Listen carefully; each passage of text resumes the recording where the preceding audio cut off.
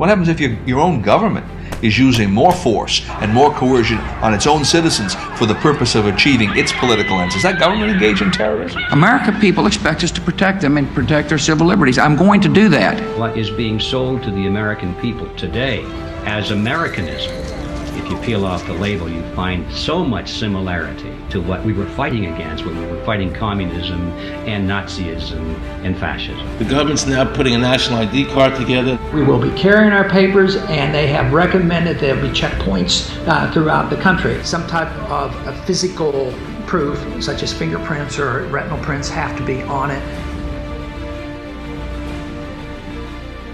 Desires of the people really have no consequence. They go out and they vote. Doesn't make any difference which candidate they elect. Mr. Curtis, are there programs that can be used to secretly fix elections? Yes. This is absolutely Orwellian. I mean, it's talking about Big Brother looking over your shoulder at absolutely everything you do. There is no constitutional basis for a tax on the wages of Americans living and working in the 50 states of the Union. Period.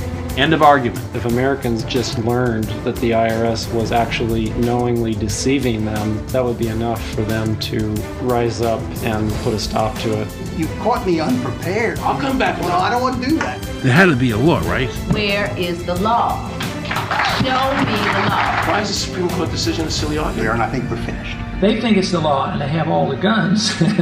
You know, it's an authoritarian approach. Now we can see a new world coming into view.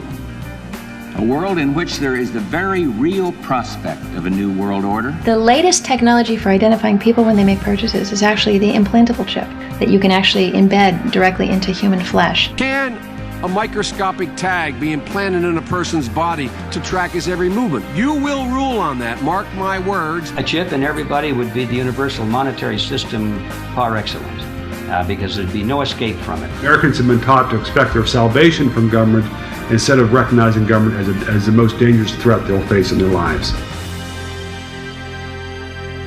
It is the greatest hoax ever perpetrated by government against the working men and women of America. It's organized crime. All you do is you call the Republicans the Genoveses, and you call the Democrats the Gambinos.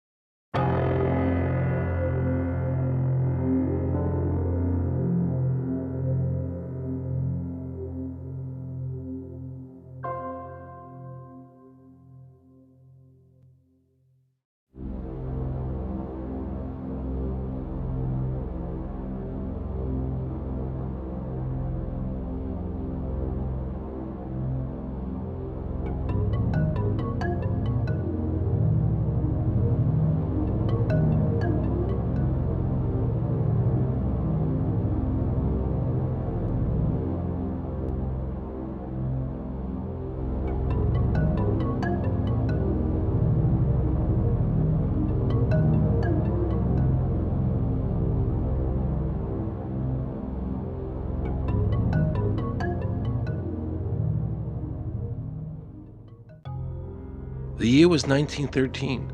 Woodrow Wilson was president, and powerful banking interests, who had been trying for years, finally achieved their long-term goal of a silent coup d'etat by taking control of the American government. The first thing they did to accomplish their takeover was convince Secretary of State Philander Knox to lie to the American people and tell them that the 16th Amendment, the Income Tax Amendment, had been legally ratified by the states when it was not. The bankers knew that this tax would ultimately end up in their pockets. Because of this fraud, the American people were led to believe there was now a tax on their labor. Congress and the President are completely aware of this fraud, and it was even cited in a recent court case.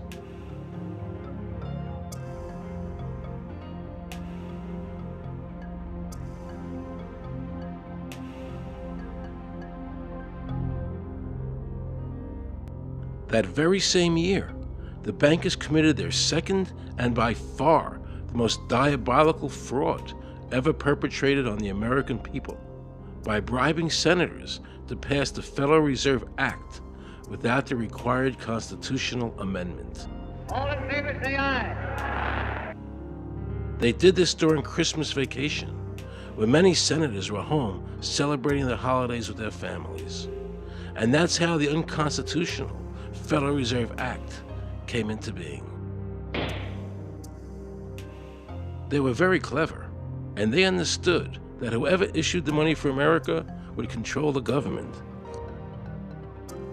The bankers won, and the American people lost, because most politicians will sell their soul for $1. And now the Federal Reserve could issue dollars legally. As Mayer Rothschild said, "Give me control of a nation's money supply, and I care not who makes its laws." He knew that he and the other bankers would now control the laws of the nation. Government gave these bankers one of its most important powers, and now had to borrow money from them and pay interest to finance the government. So the American people were forced to lower their standard of living and pay a graduated income tax to the government, just so the government could give these bankers more profits. President Woodrow Wilson, who signed the Federal Reserve Act into law, later said, in regret, "I am a most unhappy man. I have unwittingly ruined my country. A great industrial nation is now controlled by its system of credit. We are no longer a government by free opinion, no longer a government by conviction and the vote of the majority, but a government by the opinion and duress of a small group of dominant men." The Federal Reserve was created by Congress in 1913, and it was entrusted with the power granted originally to the Congress by the U.S. Constitution to coin money and regulate the value thereof.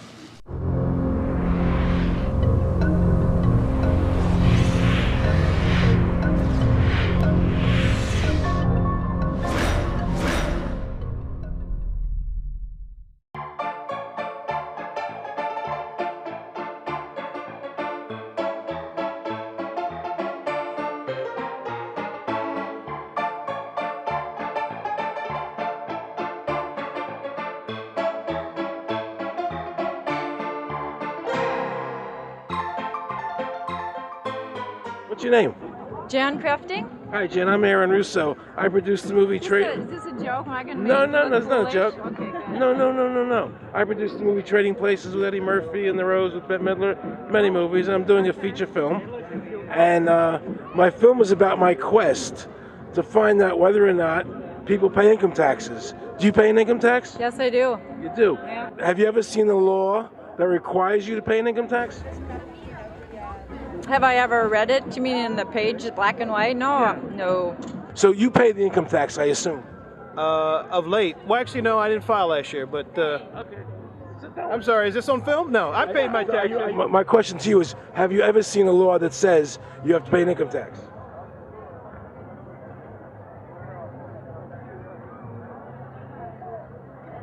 The law is that guy that wears that badge and a gun. That's the one that puts you in jail. That's the law. Actually, I can't stand the IRS. Okay. They're evil. Do you have any fear of the IRS?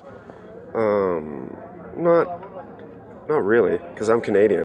I think it's actually unconstitutional, is what I've heard. Right. But to avoid any hassle, I pay it. If there was no law and I wasn't afraid of them coming and taking me to jail, absolutely, I wouldn't pay taxes. Okay, then no, I wouldn't pay income taxes. It's a no-brainer. You wouldn't pay it. I wouldn't pay it. Why would anybody? Because that's what they tell us we must do, else we're bad Americans. Would you pay it? No. Would you pay it? No. Why would you pay taxes if you don't have to? The income tax is not legal because it would be a direct tax and it is not apportioned as the Constitution demands. If it's against the Constitution, then why are we doing it?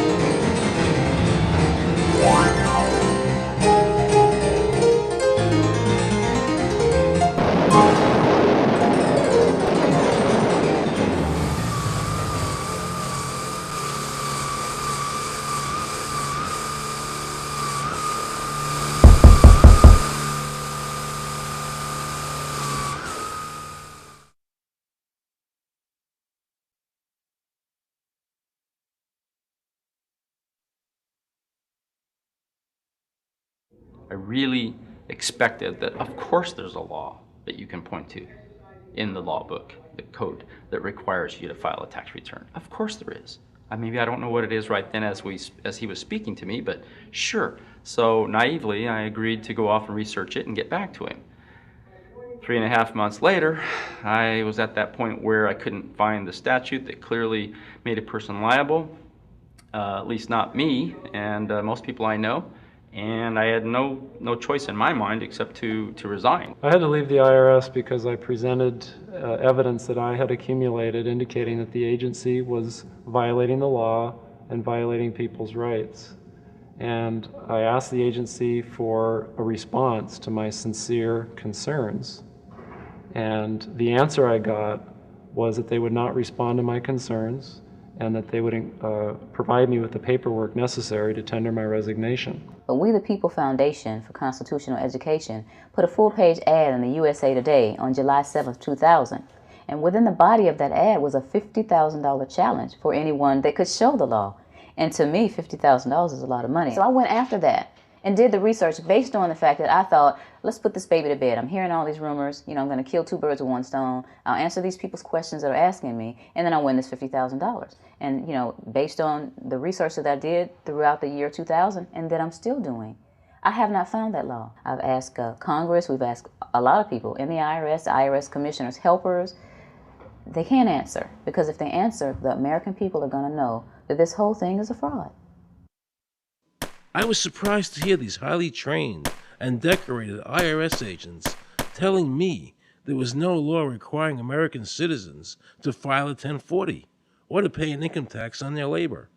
I haven't filed an federal income tax return since I left. I have not filed a tax return since 1999. Approximately 67 million people don't file an income tax return. I made a decision to go to Washington so I could attend the We the People Foundation press conference. They were going to serve a class action lawsuit on the IRS, signed by over 3,000 people, because the IRS has refused to show the law that makes Americans liable to file a 1040 or to pay an income tax on their labor. I was very curious as to why the IRS refused to show the law, as it seemed such a simple thing to do. Yet I was skeptical about the Foundation's claims. There had to be a law, right? We've all been told over and over and over again that we had to pay income taxes. No answers, no taxes. No answers, no taxes. No answers, no taxes. Most people believe that the income tax system is legal and that the revenue from the tax is used in the public interest. However, there is a substantial, conclusive body of evidence that proves that our income tax system represents the most pernicious form of tyranny. It is the greatest hoax ever perpetrated by government against the working men and women of America. American citizens, along with the Foundation, have been asking the IRS to specifically provide them with the underlying legal foundation upon which they administer and enforce the personal income tax laws in our country. At the national level, when people would attempt to contact somebody of a much higher authority, say the commissioner, same kind of thing. They would get answers that were in effect non-answers. There are a group of people standing outside today who assert that no law requires you to pay taxes and that you will not answer their petition to the government as to whether they're required to pay taxes.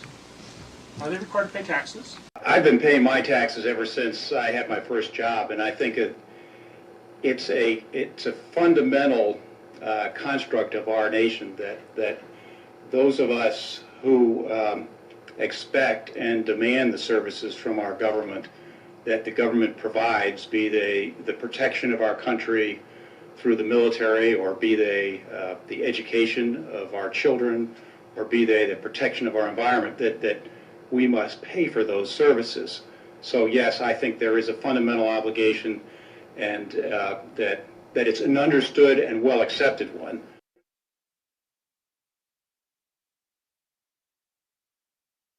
Joe Bannister and I had a meeting in the White House with President Clinton's economic advisor, Jason Furman. He accepted the remonstrance for the president. On June 2nd, I called and spoke with him. His words were, We have decided that the issue of the legality of the income tax is not a high priority matter for the White House, and we will not be participating in any conference on the subject.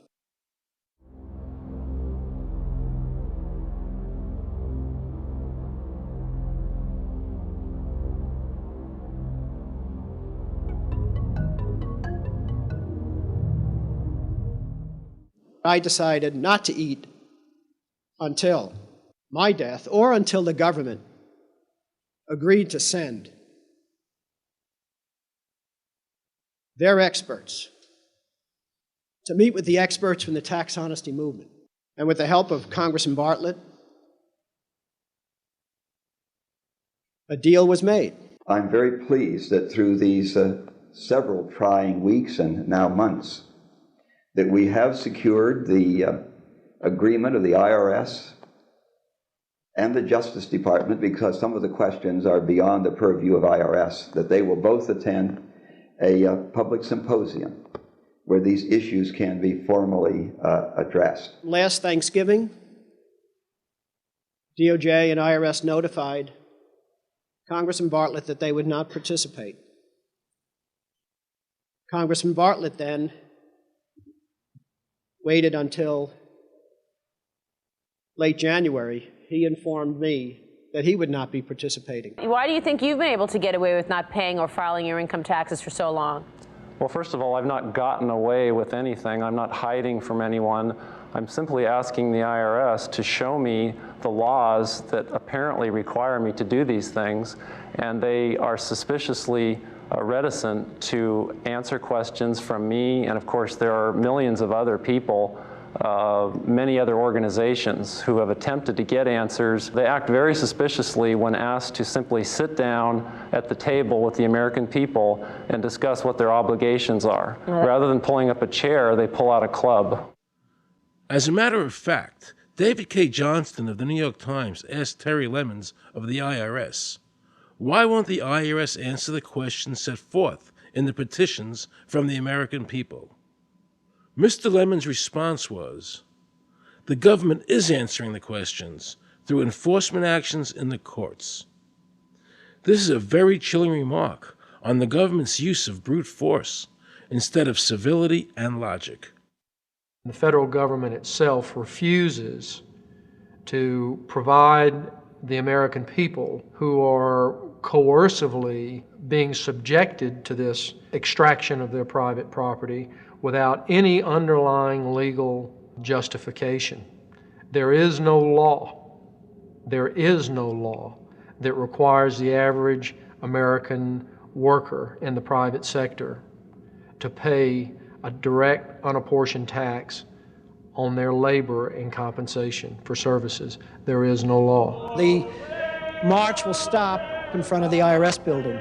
They are now going to serve a class action lawsuit on the IRS. Very courageous. My name is Charles Bell, and I'm here to serve this complaint on behalf of the American people to the Internal Revenue Service. The complaint is accompanied by an affidavit that's under the hand of Robert Schultz.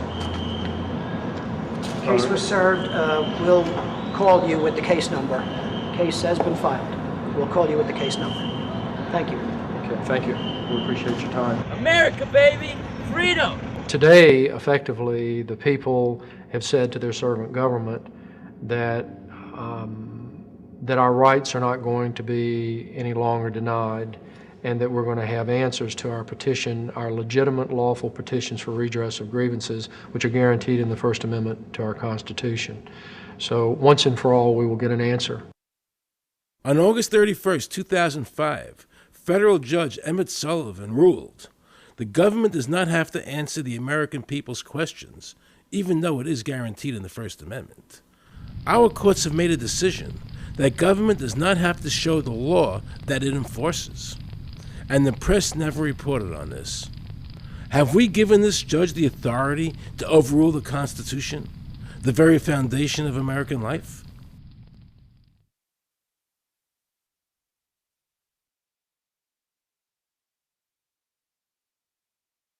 I believe that in both spirit and substance, our tax system has come to be un-American. Death and taxes may be inevitable, but unjust taxes are not. The country's taxes must be fixed, and I know what to do with it. If you think you're paying too much now, just wait till I get through with it. Now, Mr. Hanley, I'd like to ask you something. What does the government do with all the money we give them in taxes? When President Reagan was elected, one of the first things that he did was appoint a blue ribbon panel of business people headed by Peter Grace, and is commonly referred to as the Grace Commission. And their job was to research all the various areas of the federal government and make a report. One of the quotes from the Grace Commission is, 100% of what is collected is absorbed solely by interest on the federal debt. All individual income tax revenues are gone before 1 nickel is spent on the services taxpayers expect from government. If we pay the salaries of the congressmen and the senators, we're supporting them, aren't we? Well, yes. Yeah. Well, then why can't we list them as dependents and deduct them? We've been brainwashed. People have been told, that you need this income tax system to fund government, which is absolutely ridiculous. I mean, my question is, well, if that's true, how did we fund government from 1776 to 1913? The main purpose of the income tax is not to raise revenue, but to redistribute wealth and to control society. A lot of people might say, well, gee, if there wasn't an income tax, what would happen to education? They don't understand that education is paid for the most part, out of state and local taxes, your property tax. People might say, well, how are we going to build and maintain our highways if there's no money coming into the government? We need our highways. There is a tax on every gallon of gasoline that people buy. Proceeds from the income tax do not pay for highway construction. The amount of money that we spend on defense is exactly equal to the amount of corporate income tax, which is quite legal and quite constitutional. I think we should not want the income tax for several reasons. One is that it is the instrument of totalitarianism. It is the means by which the government can manipulate people and put you into a condition of servitude. Every year you give the federal government a form that says, here's how all my money worked. If you lie, you could go to prison. So you're required to give them a financial statement that under, the force of law could put you in prison if it's not impeccable, right? And under the law, they're supposed to do the same. They're supposed to give you back a financial statement that says, here's what we did with your money, except you comply and they don't. In fiscal 99, the Department of Defense had 1.1 trillion of undocumentable adjustments.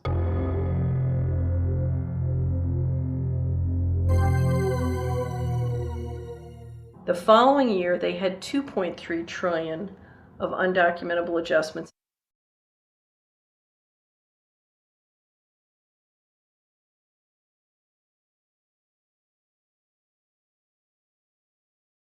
I decided to call the IRS. I spoke to Anthony Burke in Media Relations. He was very nice to me, and I explained to him that I was an award-winning film producer and that I was doing a documentary on the IRS. He seemed a bit stunned by this, then explained to me that Commissioner Everson nor anybody else would go on film to discuss the income tax. But he did say he would call me back. I thanked him for that, but I couldn't help wondering, why was the government making it so difficult for people to see the law? So I decided to bring my crew down to the IRS building to see if I could find some employees to interview. And here's what happened. I said you cannot film here, that's it. Who are you to tell me I can't film here? What's the law? Just tell me where the law is that says that. Can you show me the law that says I can't film here? Is America a free country? I told him they couldn't film here, and he's asking 9 million questions. I told him that's a federal government law. Hey, I told him he couldn't film here. He's telling me he's a citizen and all that. So told me I couldn't film him and saying, where's the law that says I can't film here? And I'm asking another question, sir. Then Homeland Security showed up, because I was such a threat to Washington. You got a driver's license up? Yeah, I do. Put that away for me. After convincing Homeland Security I really wasn't Osama bin Laden, I kept wishing the IRS would allow me to interview somebody. Why wouldn't they show the law? What were they so nervous about? I began to have a frightening thought. What if it was our own government we had to be afraid of? With that disturbing thought in my mind, I went to see a group of tax experts. You can look through the statutes and look for the law that requires you to pay. And when you do that, you can't identify a law that requires the average person in America who earns a wage and works in private business to pay an income tax. The Constitution allows for two kinds of taxes. They're called direct and indirect. The federal government in the Constitution can tax almost anything, as long as it apportions the tax if it's direct.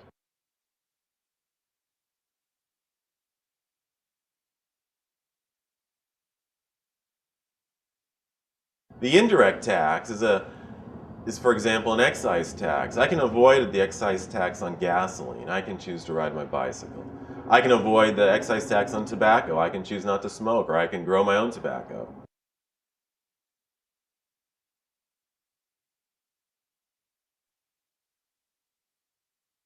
The income tax which is being applied now doesn't meet the criteria of either direct or indirect taxes.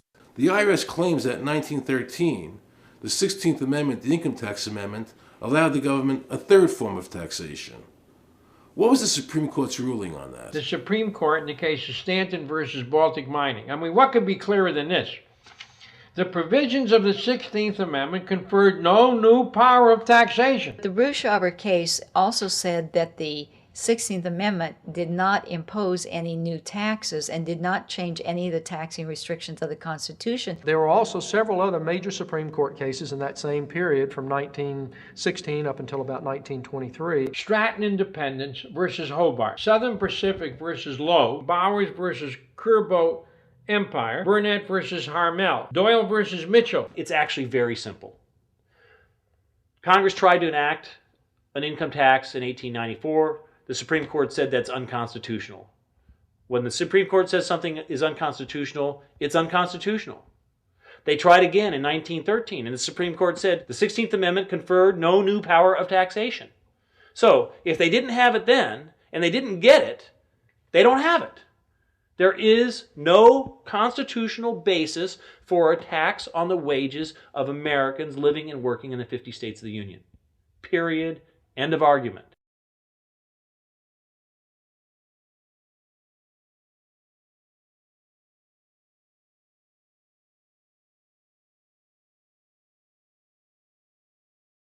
I have a letter here from Daniel Inouye's office of the United States Senate that says, based on the research performed by the Congressional Research Service, there is no provisions which specifically and unequivocally require an individual to pay an income tax.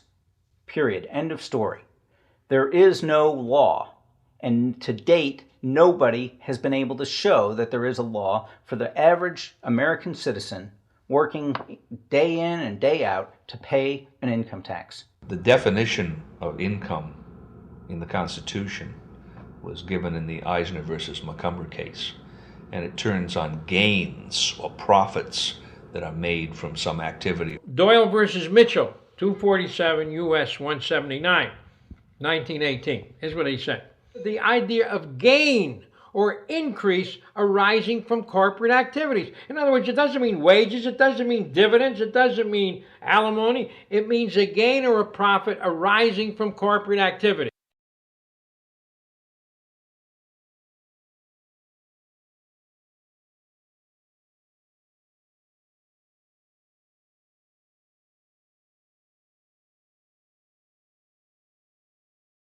These liens that are recorded against people by the government for tax liens are nothing more than allegations. They are non-substantive. They have never been determined by a neutral third party, such as a court, to have one shred of validity. If you ever get a notice of an audit or anything else, the first thing you should do is a Freedom of Information Act request for records that they're using to substantiate or justify the audit. There is nothing in the Internal Revenue Code that creates any such thing as an income tax evasion or crime. There's nothing in the code that allows IRS agents to seize property. The government is involved in judicial blackmail. The government knows that if it legally seizes somebody's property, that person doesn't have the funds and he can't even get a lawyer who can help him. I conducted investigations in the Title 18, the Criminal Code, the U.S. Criminal Code. And in there, the statutes and the regulations are very specific as to what's violating the statute. In the Internal Revenue Code, Title 26, there's nothing specific in there. I mean, even the FBI feared the IRS. You have to understand that an agency which will unlawfully impose a tax that doesn't exist is not going to care. If we, the people, don't know what our rights are, they're not going to tell us. If Americans just learned that the IRS was actually knowingly deceiving them, that would be enough for them to rise up and put a stop to it. This small booklet includes the Constitution of the United States, the Bill of Rights, the Declaration of Independence. This is a document that every citizen should read. It's a document which freed an entire nation. This is the Internal Revenue Code, and this document, and the unlawful application of this document by the Internal Revenue Service has enslaved the nation that this document attempted to free. I was very impressed with the people in the tax honesty movement.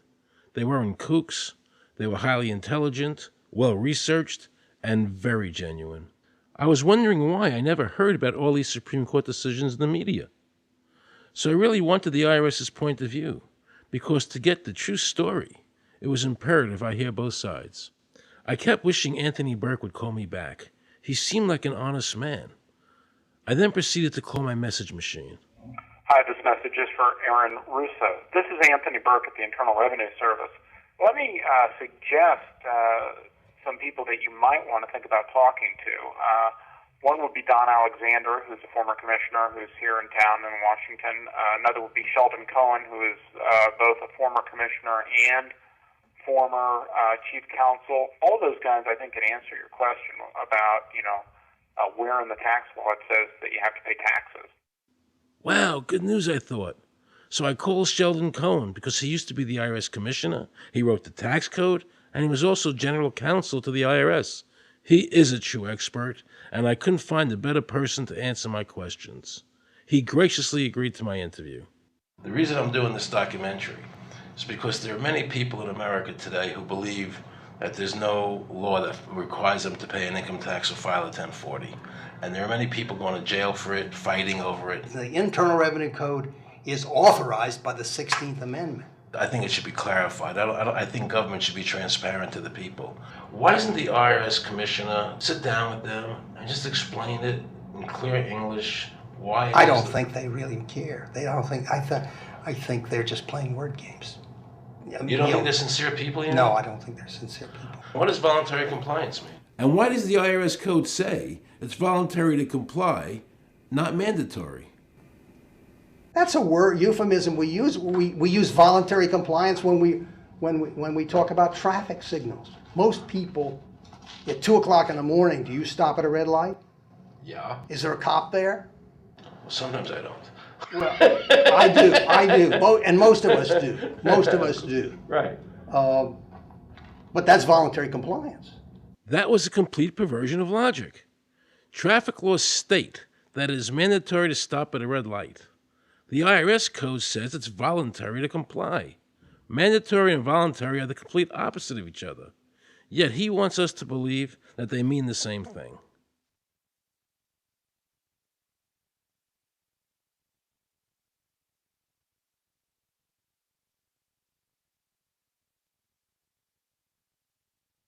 So can the government criminally prosecute somebody of information put on their 1040? Yes. Right, so doesn't that violate the Fifth Amendment? No. But the Fifth Amendment says I don't have to do anything that incriminates myself. Well, it doesn't incriminate you to put your income down. But you said before I could be put in jail for it. The commissioner wants us to believe that although the IRS demands that you fill out the 1040 and you can go to jail for it, that they are not violating your Fifth Amendment rights of self-incrimination. That is absurd. Isn't it true that the word income is not defined anywhere in the Internal Revenue Code?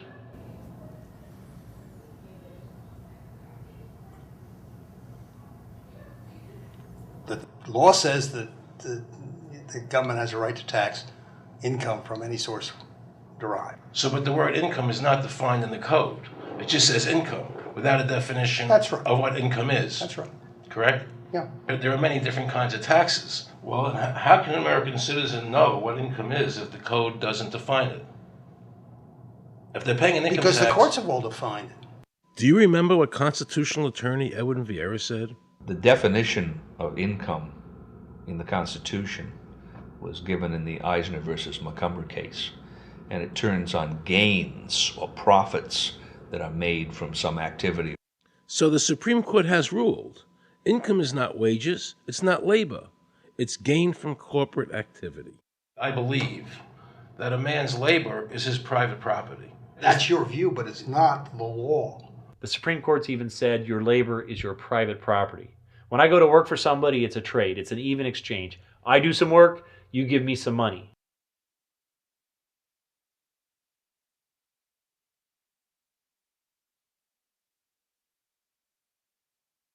In 1916, we had the Bruce-Shaber case and the Stanton case. And the Bruce-Shaber case and the Stanton case said that the 16th Amendment gave the government no new taxing power. I'm not going to argue the niceties of that with you. And it came up again in a case called Peck versus Lowe, where the Supreme Court said the 16th Amendment did not extend Congress's taxing power to any new or accepted subjects. In other words, if you weren't taxable before the 16th, you weren't taxable after the 16th. Today I interviewed a juror, okay, who sat on a case, and they found the person not guilty for lack of filing, okay? And I asked her why they found him not guilty. And she said because the IRS couldn't show us the law that made him liable to file a 1040. All they need to do, if there is a law, is to show us the law, which of course they never did. And the reason they didn't do it was why? Because there is no law. Title 26 requires you to file a return. But doesn't Title 26 have to be in compliance with the Supreme Court decisions? You're going to take a 1920 case and superimpose it on the whole Internal Revenue Code that was written after it? No, that's not. I can't believe what I just heard. Rewind. You're going to take a 1920 case and superimpose it on the whole Internal Revenue Code that was written after it? No, that's not. Remember he said earlier the Internal Revenue Code was authorized by the 16th Amendment? The Internal Revenue Code is authorized by the 16th Amendment. Remember, the Supreme Court said the 16th Amendment did not give the government any new taxing power. These decisions have never been overturned. Let's listen further. Can the lower courts overrule the Supreme Court? No. How are they putting people in jail today for not paying a tax on their labor when the Supreme Court said they don't have to? Doesn't the IRS code have to be in compliance with the Supreme Court? That's my big Aaron, question. this is a waste of time. Well, because whatever I say, you're not going to believe. He's right. I don't believe him. And neither should you. He wants us to believe we should obey the IRS code, which is being enforced in violation of the many Supreme Court decisions. If the Supreme Court made a decision... Thank you, Aaron. I think we're finished. I'm sorry, Mr. Cohen, you're doing that. Well, I'm sorry that you constantly re-argue the point. You're liable because the law says that you're liable, and the courts say the law says you're liable, and that's why you're liable. You see, he's talking about the lower courts, who are not in compliance with the Supreme Court, as they have to be. Doesn't the court have to be in compliance with the Supreme Court? The Supreme Court has so held. Where? You caught me unprepared. I'll come back. Well, I don't want to do that. But let me ask you a hypothetical question. No. You're making silly arguments here. Why is the Supreme Court decision a silly argument? Well, because it's inapplicable. That made my heart stop. He just said Supreme Court decisions do not apply to the IRS. That's the behavior you would expect from a totalitarian country, maybe China or Russia or Cuba, not from America. They're just making up the law as they go along. Now I knew the tax honesty movement was right. The IRS thrives on intimidation and fear, not by law. It's no different than a criminal protection racket, using force to extract your money from you. Then the former IRS commissioner, now working at a prestigious Washington law firm, threatens me. Watch. Aaron, you understand Yiddish, Cornish helfen. For those of you who don't understand Yiddish, that means nothing will help you. Now it all became clear. I understood why the IRS wouldn't go on camera and talk about where the law was. I understood why all the senators I called refused to be interviewed. There is no law. And now you know what our political leaders and the courts have known for decades and have tried to cover up. The United States Constitution strictly forbids a direct, unapportioned tax on the wages and salaries of American citizens. The United States Supreme Court has consistently ruled that the income tax is a tax on profits and gains, not on labor and wages. On behalf of the American people, I challenge the IRS to show me a statute that allows a direct, unapportioned tax on the wages and labor of the American people. And if I'm wrong, I will give my most humble apologies to the IRS. If the IRS is wrong, and there is no law, then every person who's been jailed should be let out of jail immediately, and any assets seized should be returned to their rightful owners. If this is a nation of laws and a free country, then the IRS should show the law to the American people. I felt an overwhelming need to understand why juries were finding innocent people guilty of not filing a tax return when there was no law requiring them to do so. So I went to talk to Marcy Brooks, a juror who used her common sense and did not allow the judge to railroad the jury into a guilty verdict.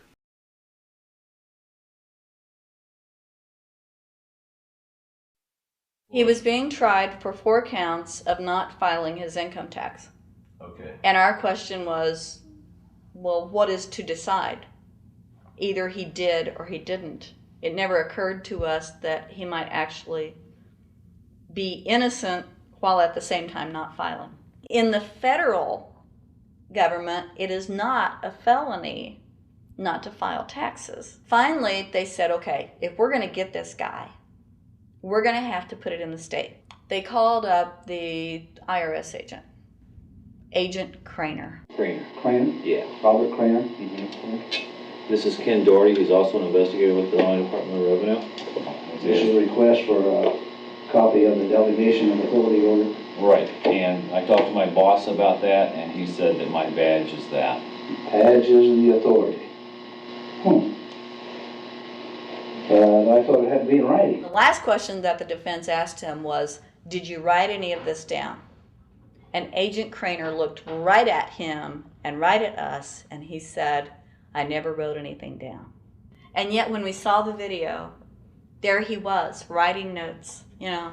And so I'm thinking, okay, at this point, the judge is supposed to say, Agent Craner, it is clear that you have committed perjury. It wasn't even noticed. It finally came to the climax. Mr. Harrell looked right at the prosecutor, and he said, I will tell you the same thing I have told over and over again to government officials. You show me the law that requires me to file a tax return, and I'll be glad to do it. And again, I asked, under what is the requirement that you claim under the Public Duty stuff? And the requirement under the regulations is what section? My question to you is, what particular act are we discussing here that I am liable to do these things that you claim I'm liable to do? Your exact question would be again? Okay, what is the section that what? But I guess I'm still not understanding your question, Mr. Harrell. Well, you must be familiar with what that you have the police powers to enforce. Yes. The prosecutor absolutely ignored him. And he started slandering Mr. Harrell. Just started attacking his character. They're calling us tax cheats, they're calling us fanatics, they're calling us weirdos. I don't care what you call me, but I have one question. Where is the law? Show me the law. They can't let this turn into a rational debate, because if they do, they lose it. So they have to insult people and say it's frivolous. We felt like that there was an overall arrogance and that they were railroading Mr. Harrell. and wanting us to participate. Judge Coogan. He looked right at us and he said, "I will instruct the jury according to the law." We were sent to deliberation. The judge promised us that he would give us the law. And we looked and we looked, and it was not there. We wrote a note to the judge asking for a copy of the law. 10 minutes later, we get a note back. "You have everything you need." But there was no law. And he had promised us. At that point, I felt betrayed. I felt like this man promised us the law, and that's what this whole thing is about, the law. We request it, and he still denies us the law. And the reason they didn't do it was why? Because there is no law. Remember, we're talking about the Illinois state law here, okay, which is a law in Illinois. So we got out that law, and we read it several times, and I said, okay, wait, because they kept saying, but this is a law in Illinois. And I said, look at the beginning of it. It says, anyone required to file a federal income tax return is required to file an Illinois tax return. I said, if it is true that he's not required to file a federal return, then that nullifies the Illinois law. Two people, they kept saying, but he's going to get by with it. And I said, what is he getting by with but his rights? If there is no law, he's not breaking a law. He's just standing on his rights. Are we going to deny him that? That's when this one juror sat back and kind of rolled his eyes and he said, you mean we don't have to pay taxes?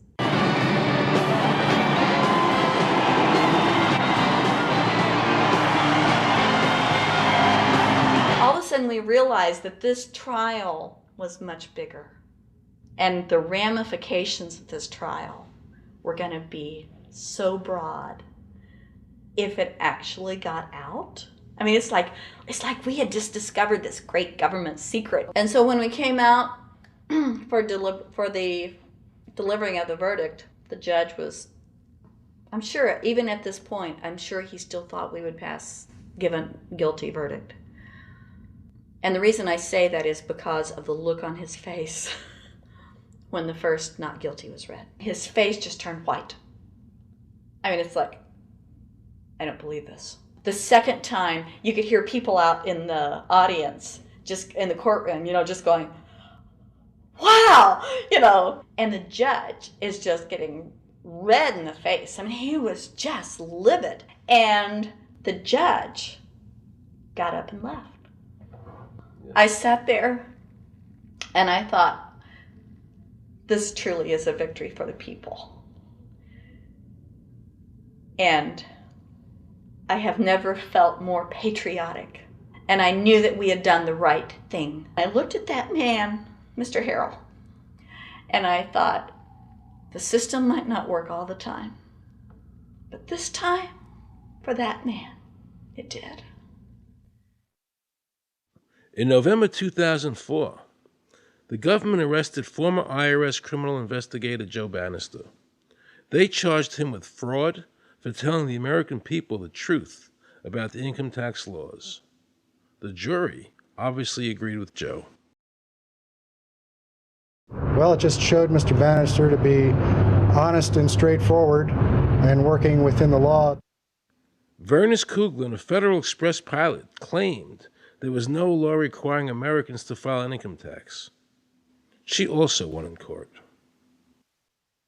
24 people were criminally charged by the IRS because they claimed there was no law requiring them to file an income tax return. The fact is, neither the judge, nor the prosecutor, nor the IRS could bring that statute in there because it's not in the books. The jury came back with an acquittal for everyone. When the matter is put to the test, which means in terms of court and enforcement action, there is a 100% success rate in shooting down these arguments.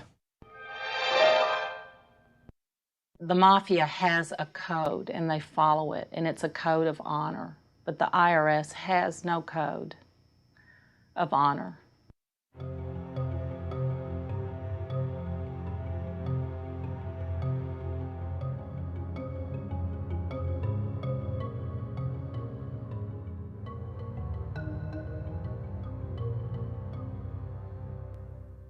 Meet Judge Dawson, a federal judge presiding over the Irwin Schiff tax case, who denied Irwin the ability to prove to a jury that there was no law requiring Americans to file an income tax return. He denied Irwin the right to prove to a jury there was no law by stating, "I will not allow the law in my courtroom." But the judge made sure the government never had to show the law as written by telling the jury, "You must follow the law as I give it to you." Nobody can know what the law is because the law is what the judges say the law is. The lower courts today will not allow people, especially in tax cases, to bring in Supreme Court decisions as their evidence.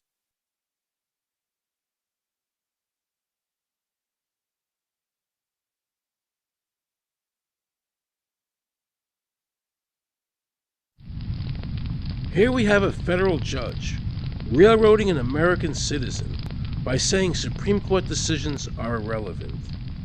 And again, nothing from the press defending our freedoms.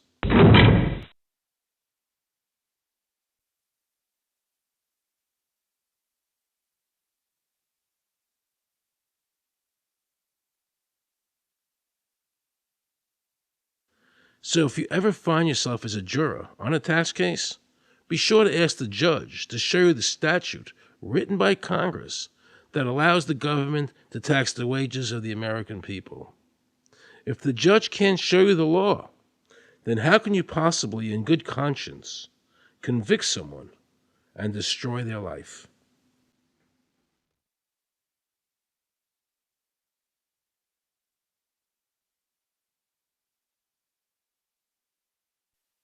Let's see how the IRS treated one of America's greatest heroes, and someone I cherished as a child. Joe Louis was an American icon. Victorious in his first 27 fights, the Brown Bomber quickly rose to heavyweight champion of the world. His 1938 knockout of German Max Schmeling, who represented Hitler's Aryan ideal, earned him the admiration of millions of Americans. Is watching carefully. Louis measures him right to the body, a left hook to the jaw, and Schmeling is down. The count is high. Right after Pearl Harbor was bombed, Joe had a title fight where he donated his fee to Navy War Relief. Well, I'm not working for nothing. I'm working for my country, and I think that's about the greatest piece of work that anybody can do. Well, I certainly agree with you for that, but you're turning over an awful lot of money. Well, we all turn over a whole lot for this country at this time. Joe volunteered for the segregated army and defended his title while in the service, this time donating his normal fee to Army Relief. I'm only doing what any red-blood American would do. Since the checks were in Joe's name, the IRS taxed him on their full amount, even though he never saw a penny of it. At the end of the war, Joe was awarded the Legion of Merit. But what most people didn't know was that the IRS was charging him $50,000 a year in interest alone on his debt. When Joe's beloved mother died, leaving him $600, the IRS immediately seized it. They also confiscated all of his children's trust funds. Joe was forced to continue fighting until he was 37 and out of shape, just to pay off his ever-mounting debt to the IRS, which grew to $1 million, $100,000 a year just in interest. At the end of his life, Joe was forced to become a greeter at a Las Vegas hotel just to make ends meet.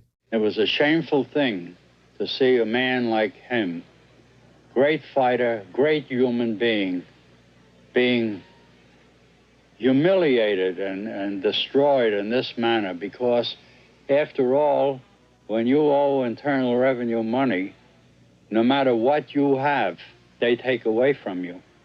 And they took a lot away from Joe Louis.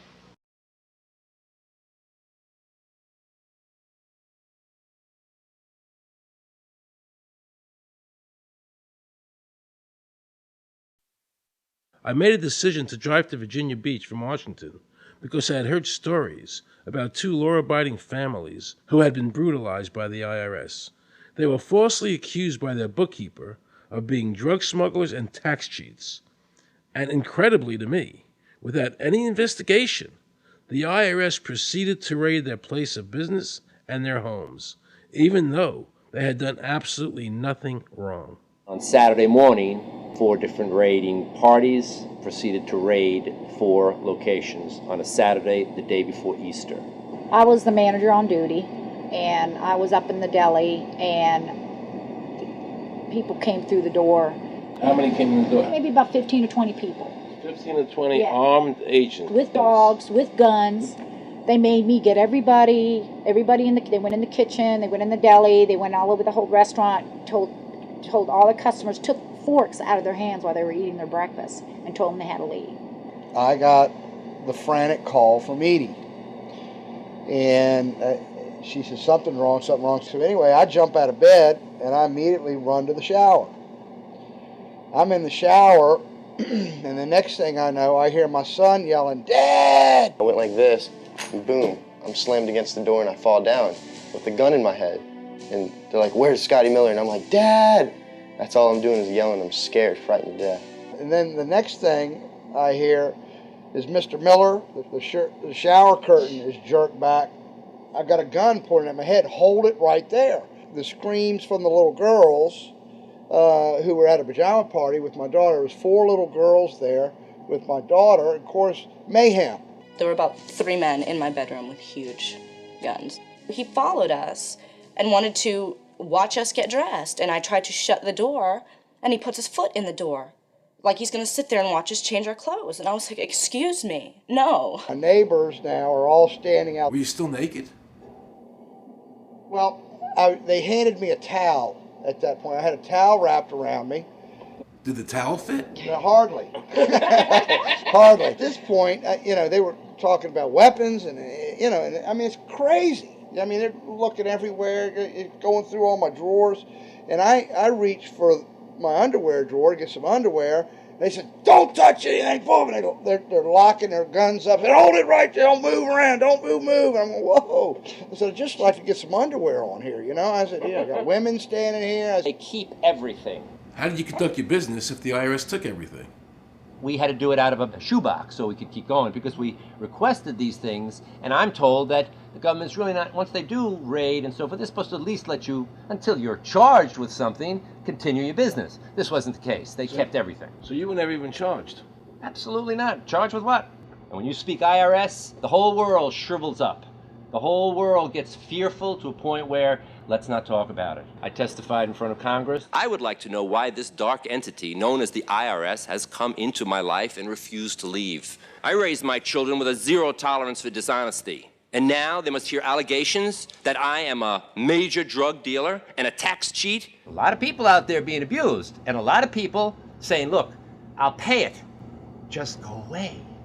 Just go away." When all that happened, we had to file bankruptcy. We've had cars taken away from us,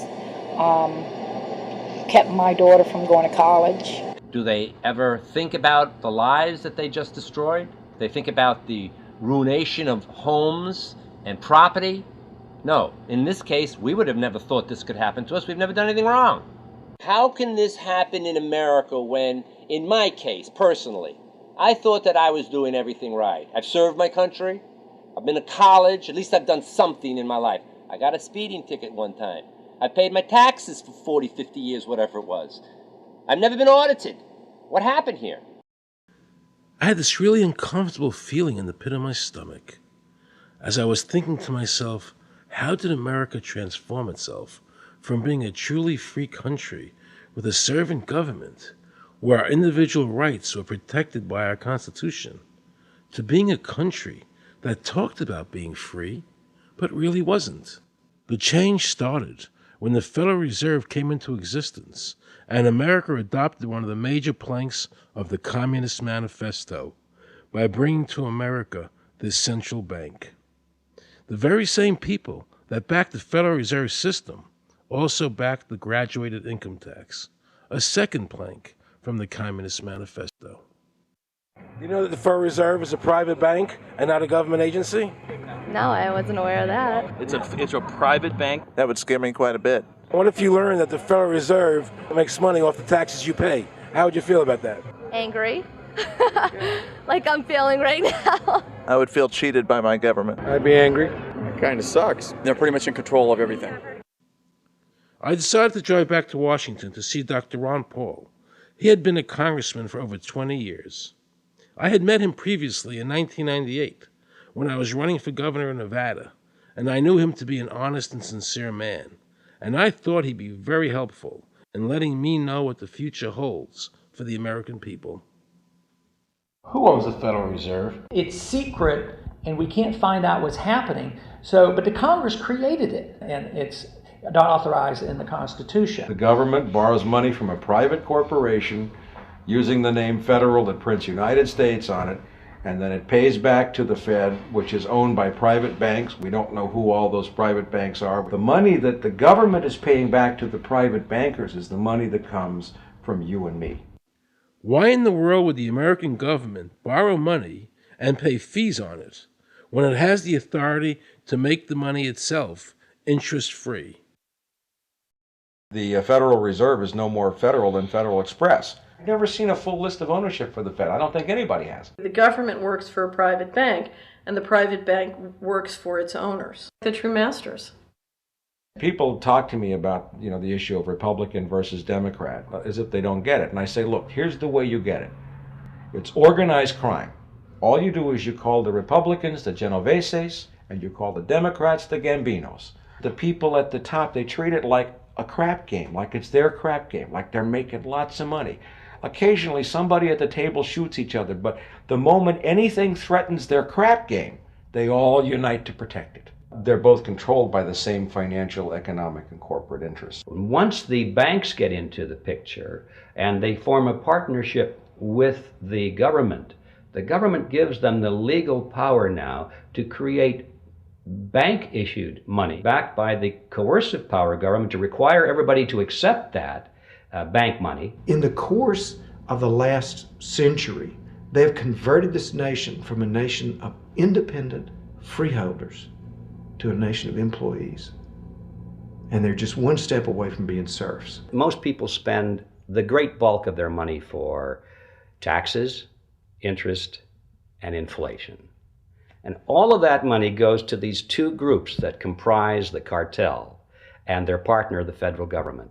It's not a coincidence. So if Congress used its legal authority to shut down the Federal Reserve System, the American people would be much better off. Government should create, issue, and circulate all the currency. Creating and issuing money is the supreme prerogative of government and its greatest creative opportunity. Adopting these principles will save the taxpayers immense sums of interest, and money will cease to be the master and become the servant of humanity. Abraham Lincoln. Young people today are conditioned practically from the cradle on up to think that credit is a wonderful thing. You don't want to damage your credit. You want to do what you can so that you can go to the bank and get a good loan. There are no people who own their own property, who own their own houses, who own their own business, who finance their own business. They're only debtors. The average young person today has no concept that he's being drawn into a web, a trap. Like he's in the feudalist system, only he's going to like it. He's going to think, this is wonderful. I got my new red Corvette and I'm in debt for the rest of my life, but I'm looking good. A decision was made. Let's get all the debt up, let's move the jobs abroad, and instead of re-engineering your skills, we're going to dumb down America, and so the middle class will disappear. Really what most of the people in this country have become is food for the debt machine. When a person borrows money, it puts a noose around their neck and makes them servant to the lender, which is exactly what the Federal Reserve System is designed to do. And now our Congress, so dominated by the banks, is helping them to entrap people even further by passing new bankruptcy laws, making it more difficult for the people to declare bankruptcy and get a fresh start, while at the same time allowing the banks to charge very high rates of interest. This is the way the Democrats and Republicans, working with the banks, legally enslave the nation. The credit card industry is a huge political contributor. And unfortunately, a Can it be certain that- number of... It just seems so, like I say, just bald. You know, this idea that credit card industry gives a lot of money to the government so they will protect them even to the just abject disinterest of their own constituents. That happens kind of a lot. The board of directors of the Federal Reserve System is chosen by the president from a list prepared by the bankers themselves. The process of finding a Greenspan replacement is ongoing and is being managed by a small group of people responsible for coming up with a list of nominees. It's important that whomever I pick is viewed as an independent person from politics. If the American people ever allow the banks to control the issuance of their currency, the banks and corporations that will grow up around them will deprive the people of all property until their children wake up homeless on the continent their fathers conquered. Thomas Jefferson. So the Federal Reserve is actually an illegal entity functioning within government. It's illegal, and what we have given to this so-called agency is the authority to counterfeit money. Do you have any points of view about the Federal Reserve and how the Federal Reserve operates? They just enter something on a computer. Oh, you need 20 billion today. Here's 20 billion, but they got that out of thin air. It came out of thin air, it goes to the Treasury then pays their bills. So it's no different than monopoly money.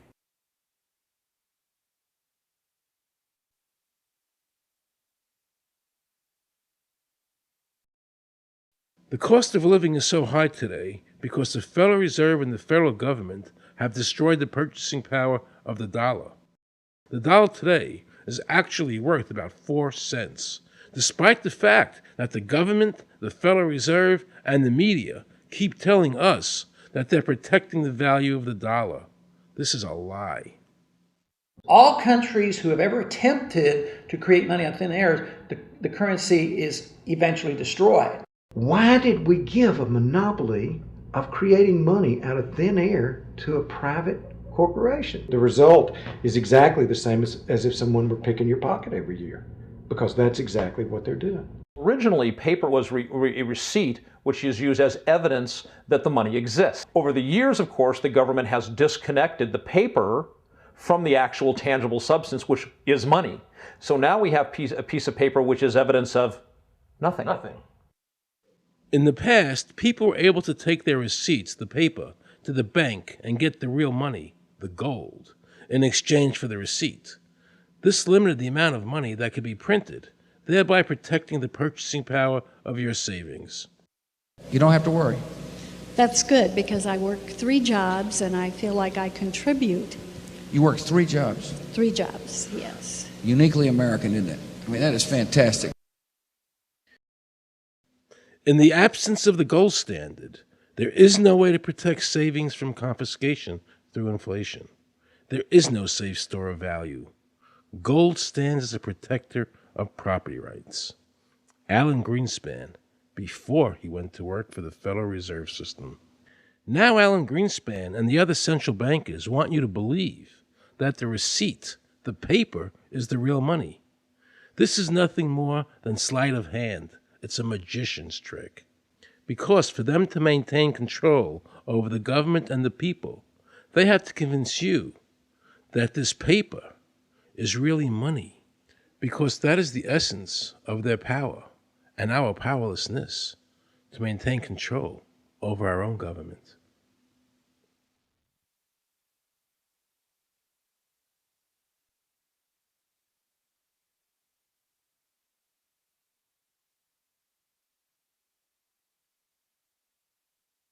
What happened to the gold in Fort Knox? Nobody really knows. When I served on the Gold Commission, I asked them to really, do another audit. I remember it was 15-2. They said, we don't need to audit the gold. It's supposed to be the American people's gold, and so we would like an accounting to tell the American people what is there. I've been told that the Federal Reserve has taken control of the gold as collateral for the dollars they print. They list gold on their balance sheet. How could the Federal Reserve, this private bank, list gold on their balance sheet? They claim they're holding that for the Treasury.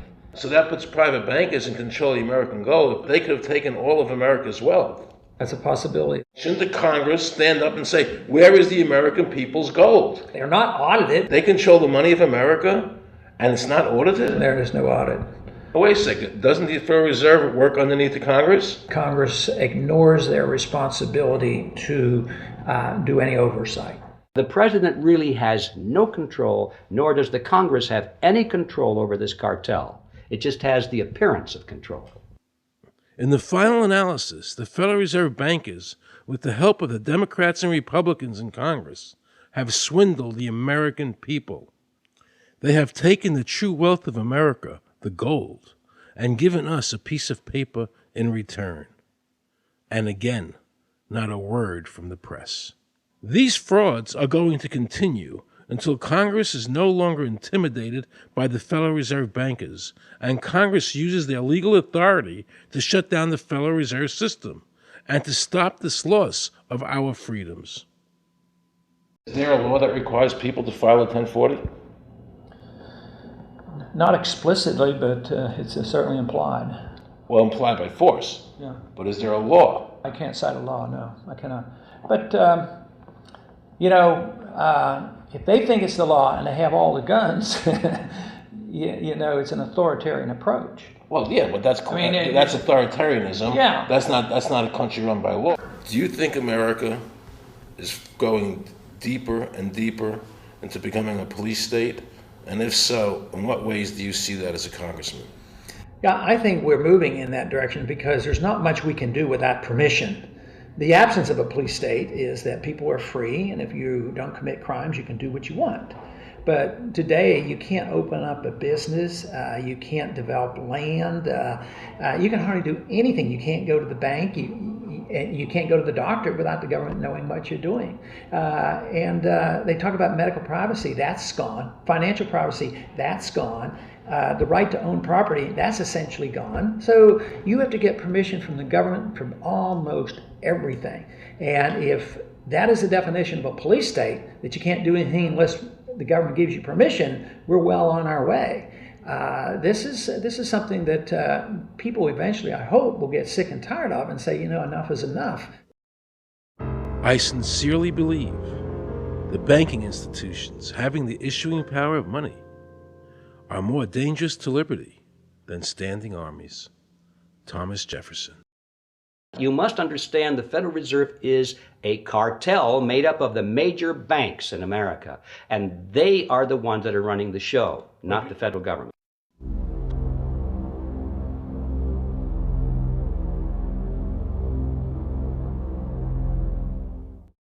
The powers that be behind the system, the financial interests, are able to exercise a disproportionate amount of influence on not only the economic structure of the country, but the political structure.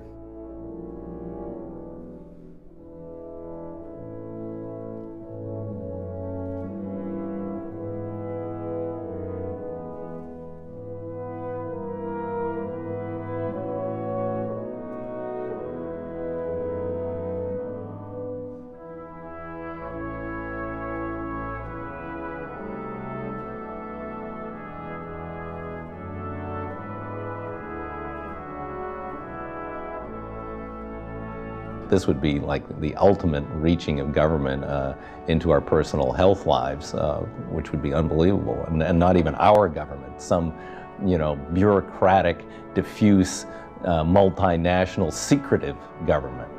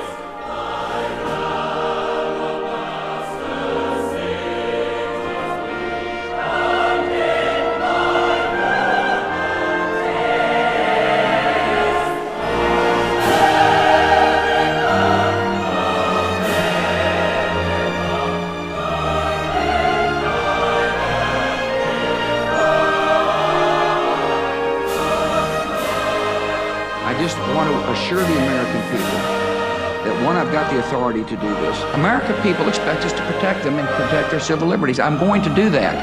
Preserve, protect, and defend the Constitution of the United States. The Constitution of the United States. So help me God. So help me God. So help me God.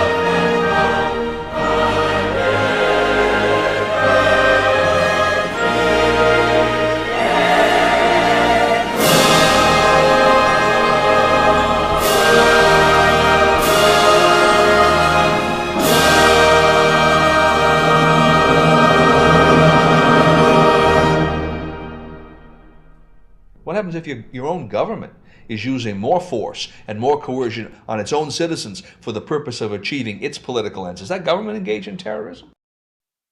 Now let's watch the government add insult to injury to the people of New Orleans. No one will be able to be armed. We will take all weapons. That happened today in this wealthy neighborhood where homeowners had armed themselves to protect their mansions. Residents were handcuffed on the ground. In the end, police took their weapons but let them stay in their homes.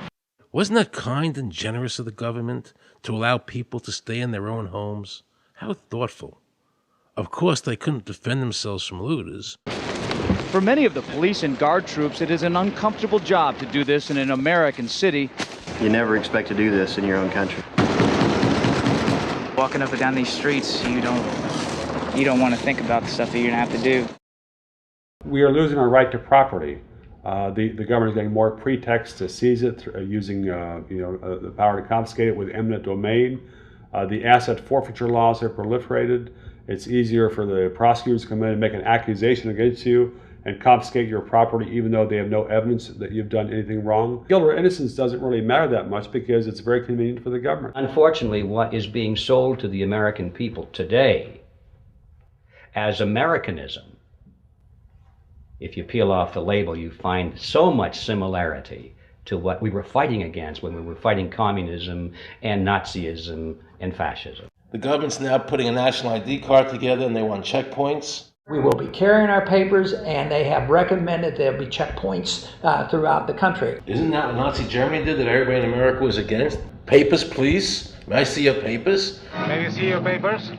I don't think I have them on me. In that case, we'll have to ask you to come along. Wait, it's possible that, yes. Here we are. These papers expired 3 weeks ago. You'll have to come along. Halt! Halt!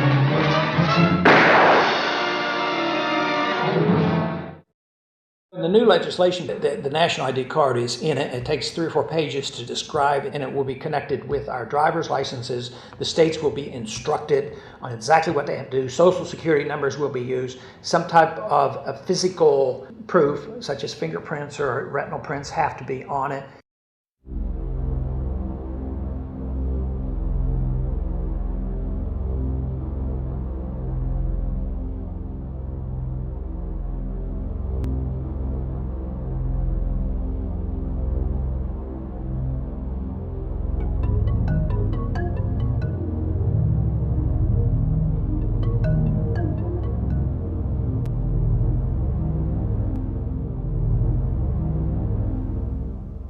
It is time to wake up, America.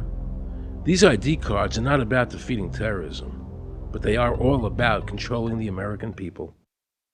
I arranged an interview with Catherine Albrecht, a leading authority on the RFID chip. Her book entitled Spy Chips is the definitive book on this subject. I wanted to find out just how dangerous these chips are to our liberties. RFID is a technology that uses tiny computer chips the size of a grain of sand or even smaller, hooked up to miniature antennas to transmit information about items at a distance. Back in 1999, Procter & Gamble, Gillette, and MIT got together to find a way to commercialize this technology and make it small enough, make it efficient enough, and make it low cost enough to, essentially, their dream is to put one of these tiny computer chips on every physical item manufactured on planet Earth. The latest technology for identifying people at the point of sale, for identifying people when they make purchases, is actually the implantable chip that you can actually embed directly into human flesh. It's a tiny glass capsule about the size of a grain of rice. It contains an RFID computer chip with a coiled antenna, and it can transmit information also at a distance.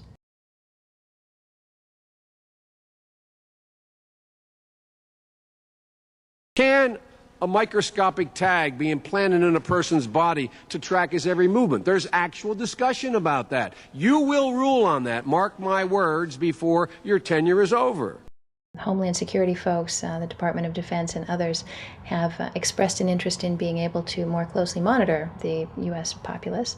And one way to do that, of course, would be being able to determine who buys what and where they take those things.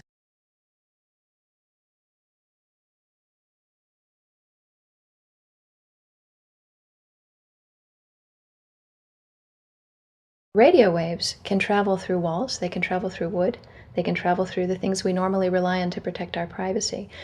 For example, your purse, your backpack, your pocket, anything you're wearing or carrying. Kraft Philadelphia cream cheese has been tagged with RFID and sold to consumers, as have Mach 3 razor products and other Gillette razor products, without the knowledge of the consumer. One of the tiny chips could actually even be the dot on the letter I on the back of the fine print on a package that you purchased. They were talking about having reader devices in every airport, on every bus, on every train, on every port, on every dock. One of the most worrisome applications of RFID are proposals to put them into cash, meaning that you would be able to track every banknote, where it had been, who it had been issued to, and create, in essence, an audit trail.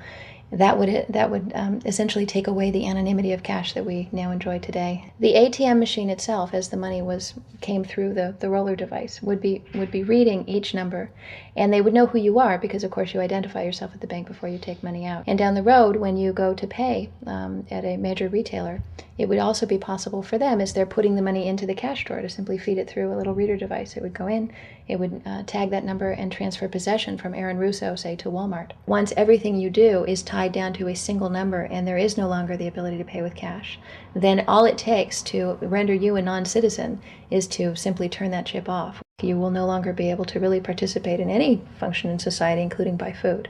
So through the implementation of the Federal Reserve System, the American citizen has gone from being a private individual who had real money, gold, in his possession that was private, to a citizen who has no privacy because all money is now being digitized. They can deduct whatever amount of money they want out of your digits whenever they want. They can trace you whenever they want. You'll be at their mercy. God forbid we allow this to happen in America. This is absolutely Orwellian. I mean, it's talking about Big Brother looking over your shoulder at absolutely everything you do, every purchase you make, every place you go, every company you interact with. All of that would be reported back potentially to the government.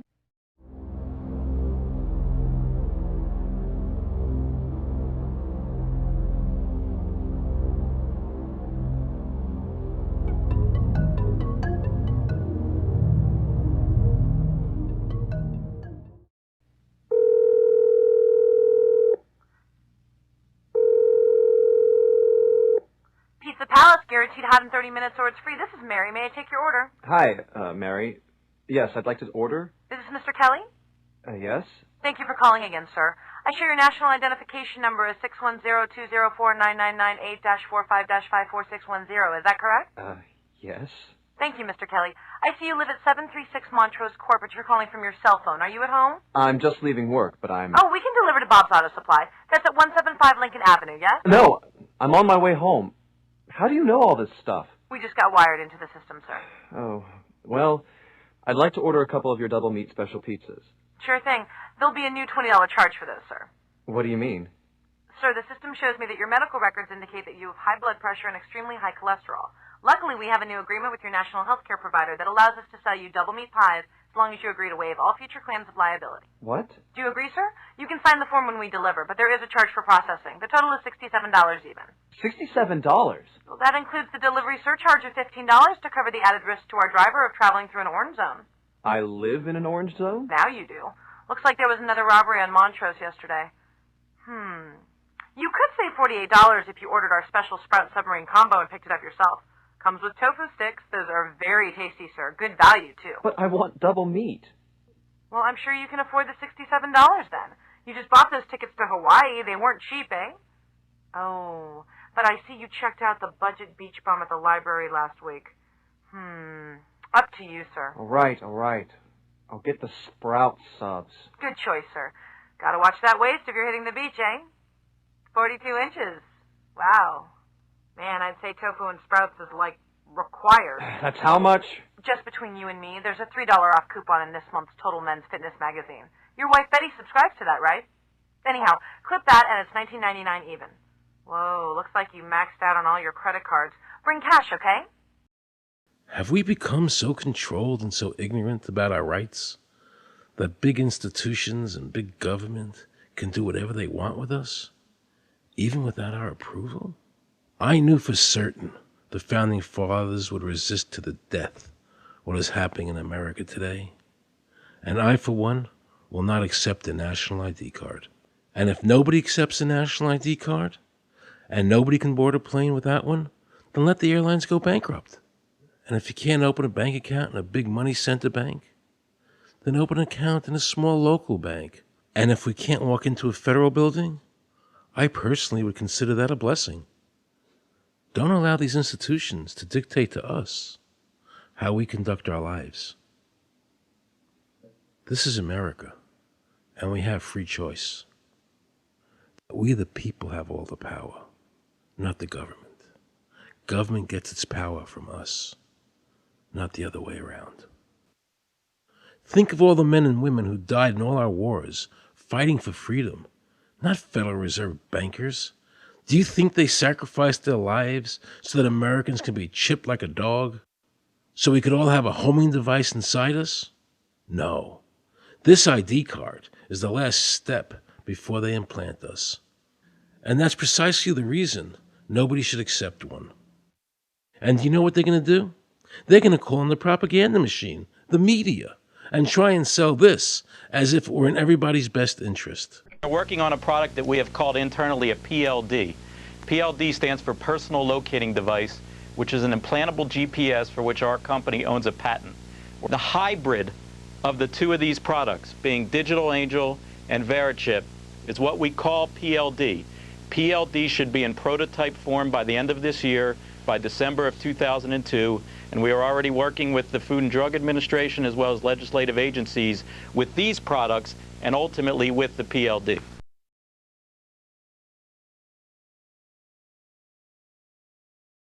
We have a Florida family who are really pioneers in a brave new world. They have volunteered to be the first ever to have microchip identification devices implanted into their body. After 9/11, I was really concerned with the security of my family.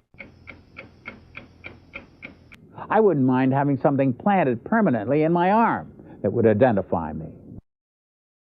Talk about identification papers. Watch what happens to a woman in Florida whose license was suspended. Get out of the car or I'm going to tase you. The next street off the Seacrest.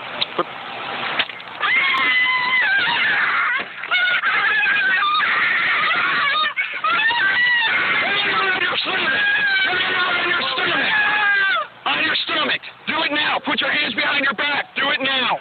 Do it now or you're going to get tased again. Do it now. Do it now. On your back. Put your hands behind your back. Put your hands behind your back. I can't. Sure you can. Come here. Ow, ow, ow. Oh, got it. You got blood on her. Oh, my God. You tased me and you handcuffed me? Yep, you're under arrest. For what reason? Your license is suspended. All the power is in the people. And to the extent that government becomes alienated from the people, does things that people don't want, power is transferred until you finally come to a police state, totalitarian state, whatever word you want to give it, where the desires of the people really have no consequence. They go out and they vote. Doesn't make any difference which candidate they elect. I'm a programmer. I worked for NASA, worked for ExxonMobil, worked for Florida Department of Transportation. Mr. Curtis, are there programs that can be used to secretly fix elections? Yes. How do you know that to be the case? Because in October of 2000, I wrote a prototype for President Congressman Tom Feeney at the company I worked for in Oviedo, Florida, that did just that. And when you say did just that, it would rig an election? It would flip the vote 51-49 to whoever you wanted it to go to and whichever race you wanted to win. And would that program that you designed be something that elections officials that might be on county boards of elections could detect? They'd never see it. So how would such a program, a secret program that fixes the election, how could it be detected? You would have to view it either in the source code, or you'd have to have a receipt and then count the hard paper against the actual vote total. Other than that, you won't see it.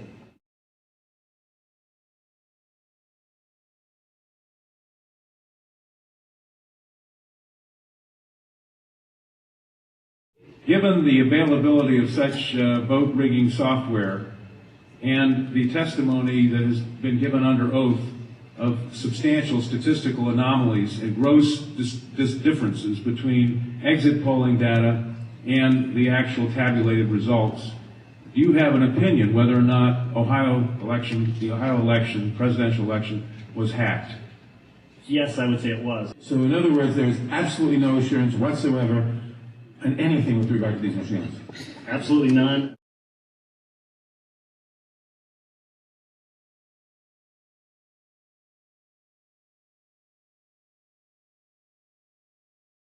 Anybody who trusts electronic voting machines should have their head examined.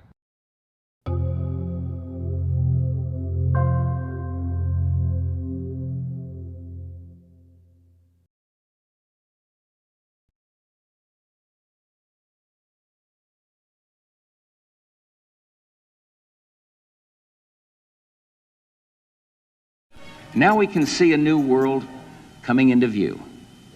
A world in which there is the very real prospect of a new world order. The New World Order will be built, an end run on national sovereignty, eroding it piece by piece, will accomplish much more than the old-fashioned frontal assault. Council on Foreign Relations. We shall have world government, whether or not we like it. The only question is whether world government will be achieved by conquest or consent. Paul Warburg, Council on Foreign Relations and architect of the Federal Reserve System. There's a group that get together internationally and they sort of play God with our money. You think that's part of what George Bush said was the one world order? They can't have a new world order only with a world police, military. Right. I think the financial system ultimately is even more important than the guns. The central bankers of the world are working together to create a one world government, a global police state as sinister as anything George Orwell ever wrote about, where every person on the planet Earth will have an RFID chip implanted, where the bankers and the governments can monitor every transaction you make. A chip in everybody would be the universal monetary system par excellence, because there'd be no escape from it. And you'd be totally under the control of those who issue the electronic impulses in that chip. Their strategies are being accomplished through the World Trade Organization, the International Monetary Fund, and the Bank for International Settlements, which is the central bank for all the central banks of the world. Most people don't have a clue that these unelected private bankers actually control the governments of the world. They have financed and profited from every war since World War I without concern for humanity.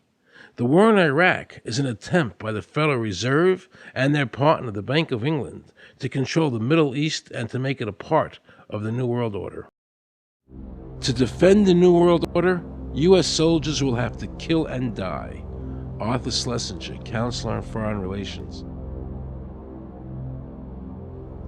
Military men are just dumb, stupid animals to be used as pawns in foreign policy.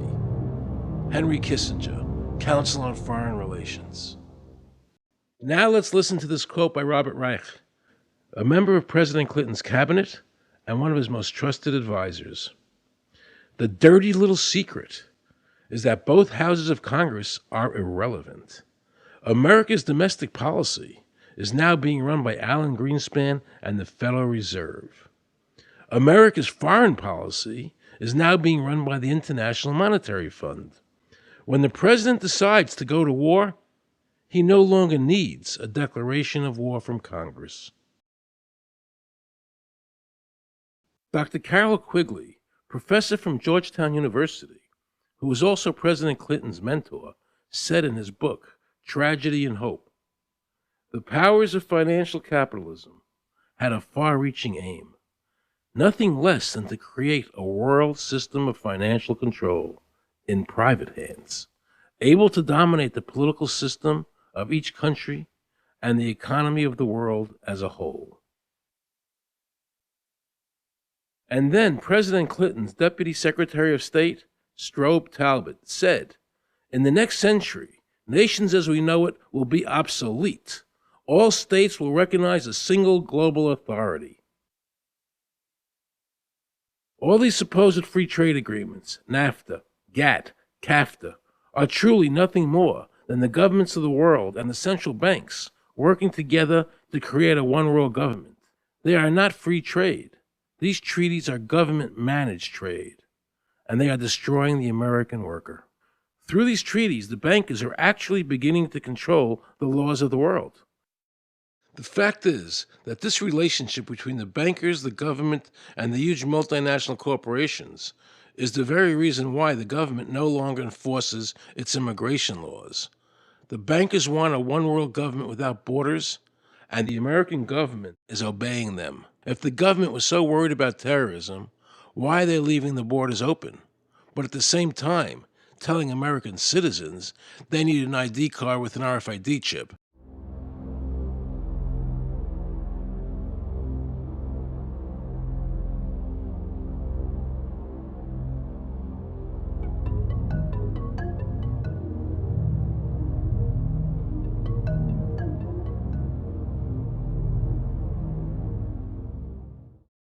The Bush administration's open borders policy and its decision to ignore the enforcement of this country's immigration laws is part of a broader agenda. President Bush signed a formal agreement that will end the United States as we know it, and he took the step without approval from either the U.S. Congress or the people of the United States. Bill Tucker reports.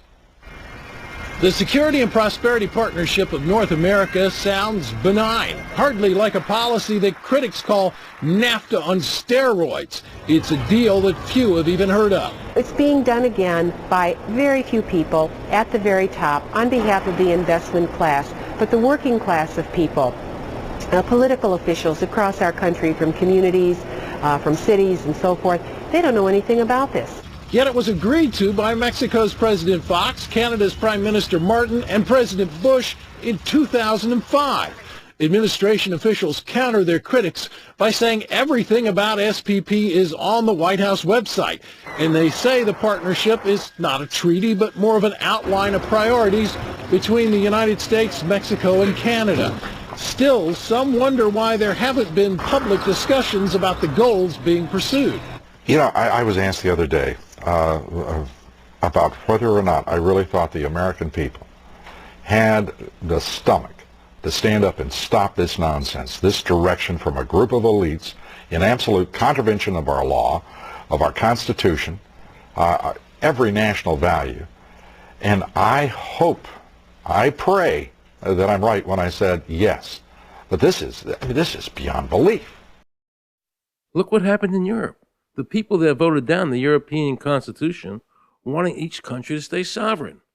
Yet the private central bankers are pushing the governments forward to make this Constitution happen, even though the people voted against it and clearly do not want a world government nor one European government.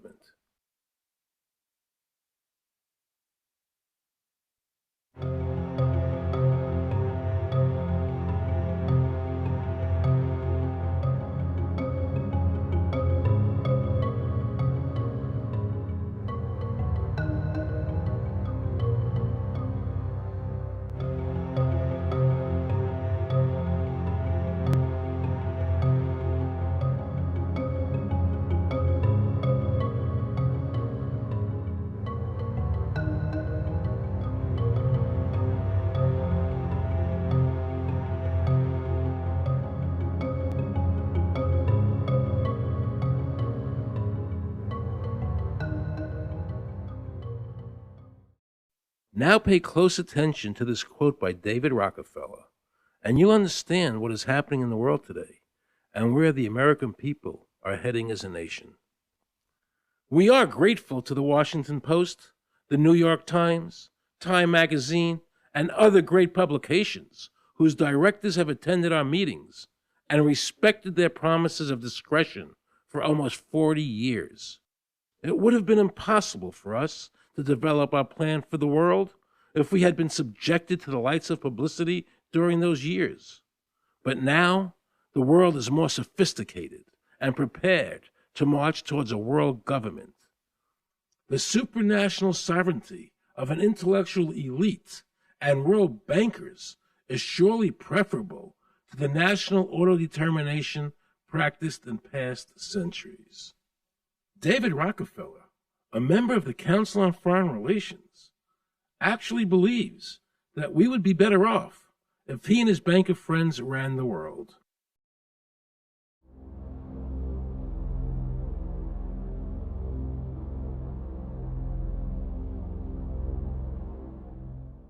Benito Mussolini had a great quote about fascism. He said that fascism should be called corporatism more properly because it's the perfect merger of power between the corporation and the state. That's how he defined fascism. And that's what we're seeing here. The media controls the information that a person gets. In various ways, they can make sure that the average American watching the tube or reading the newspaper is going to come out with a certain mindset. He's going to say, this is good, that's bad, and that's all they have to do. You look at the ownership of corporate media in this country. Who owns CBS? Viacom? Who owns NBC? GE? Who owns ABC? Disney? Americans have been taught to expect their salvation from government instead of recognizing government as the most dangerous threat they'll face in their lives. And the United States putting together a constitution now for Iraq. You know, why don't we just give them ours? I mean, think about it. It's served us well for over 200 years, and we don't appear to be using it anymore, so what the hell?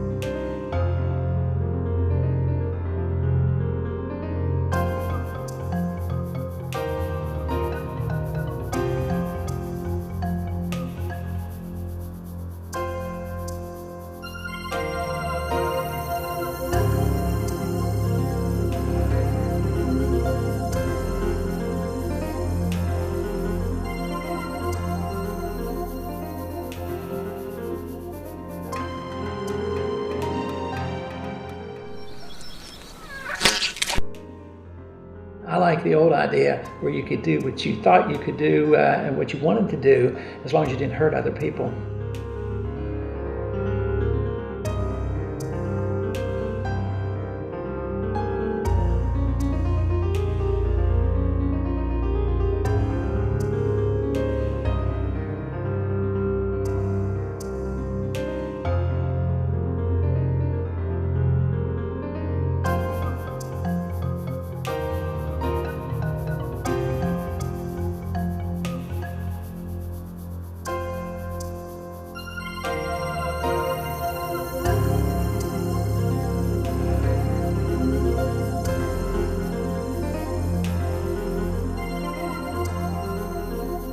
I think that the ultimate choice that's being presented to mankind is that it's time to either evolve or perish.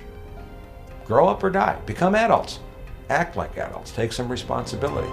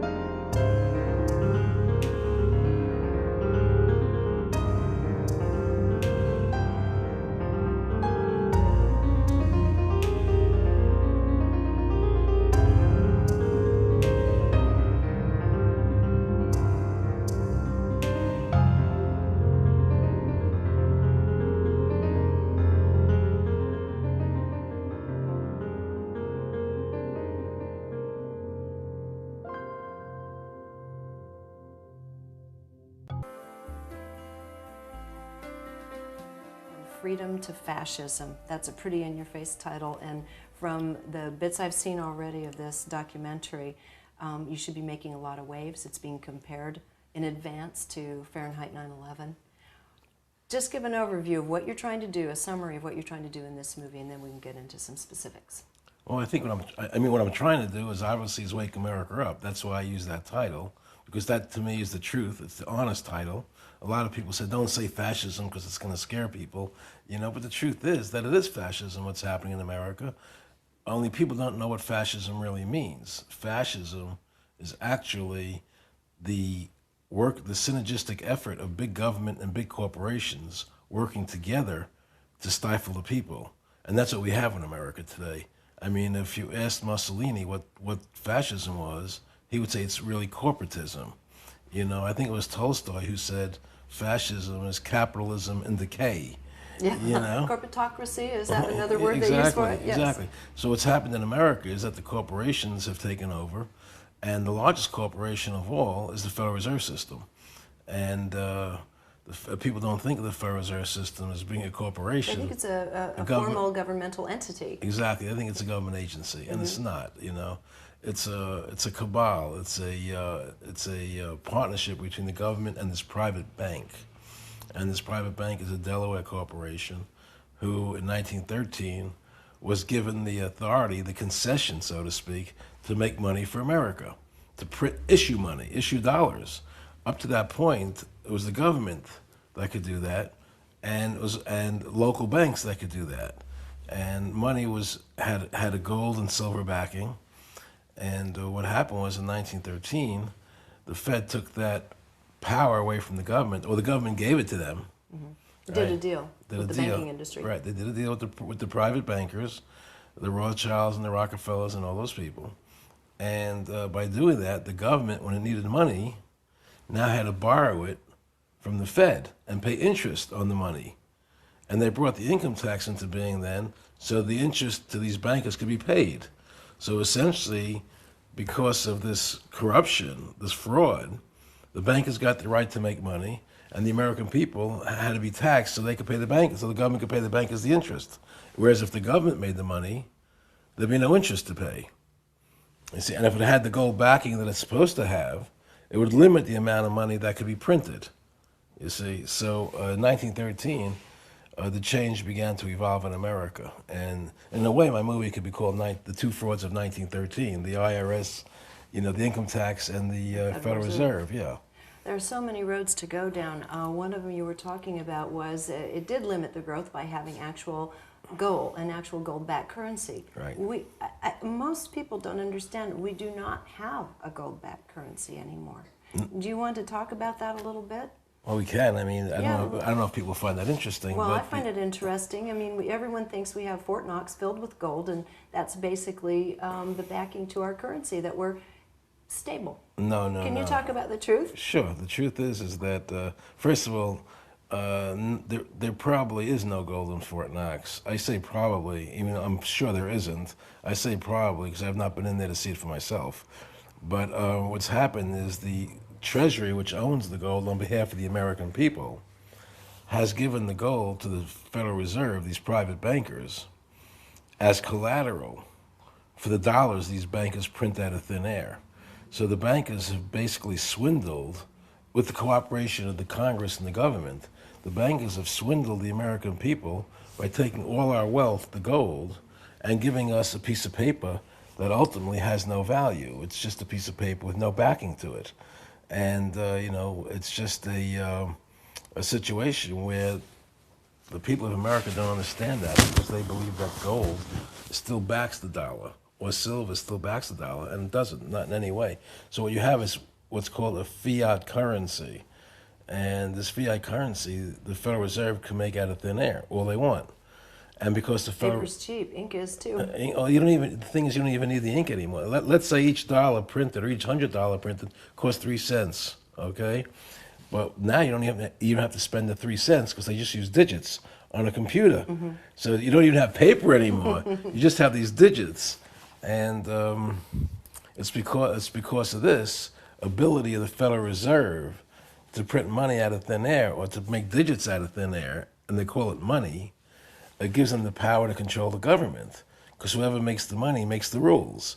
That's the name of the game. So they can own everything they want. America has gone from being a nation of people who own their own property, own their own businesses, to a nation in debt, because all money is created by borrowing. And this country's become people who just live by borrowing. What's my credit report? How much can I borrow this week? How much can I pay off this week? People don't own their own houses anymore for this very reason. In the old days, you know, if you borrowed money, you wanted to pay it off as soon as possible.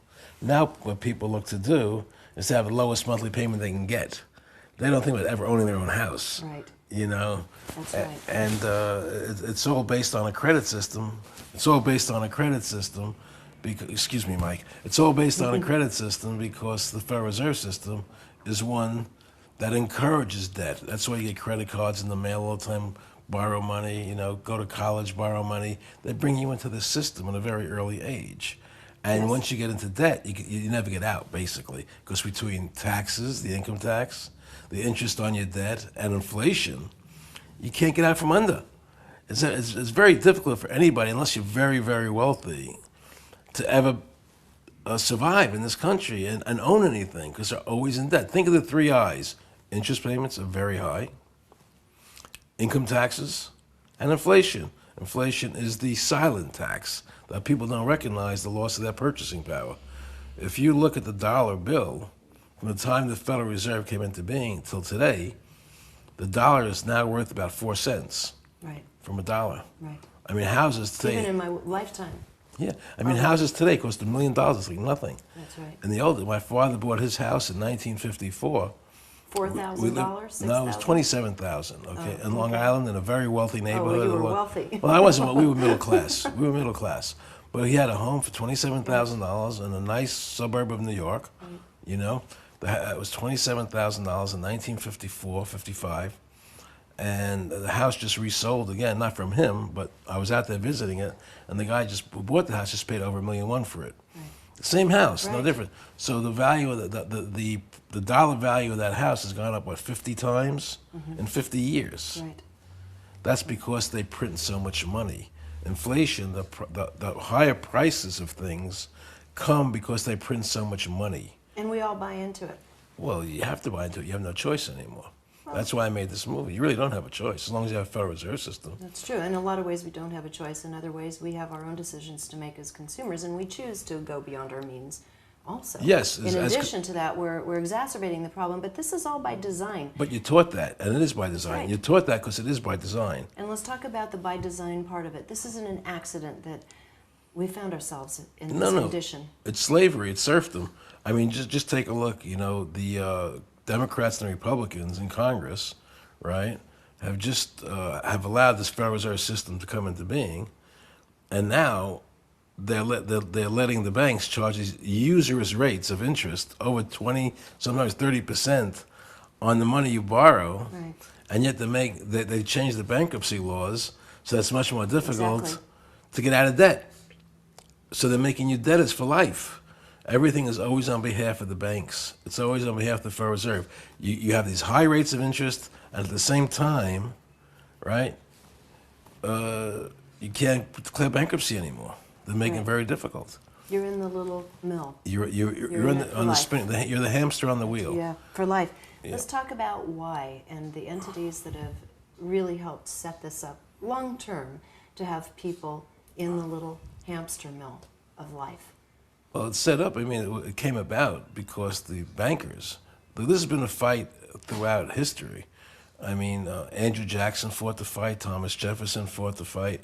You know, the bankers have always wanted to control the country because they're very clever and very smart people. And they knew that if they could ever get the government to give them the right to issue the money, they would control the government.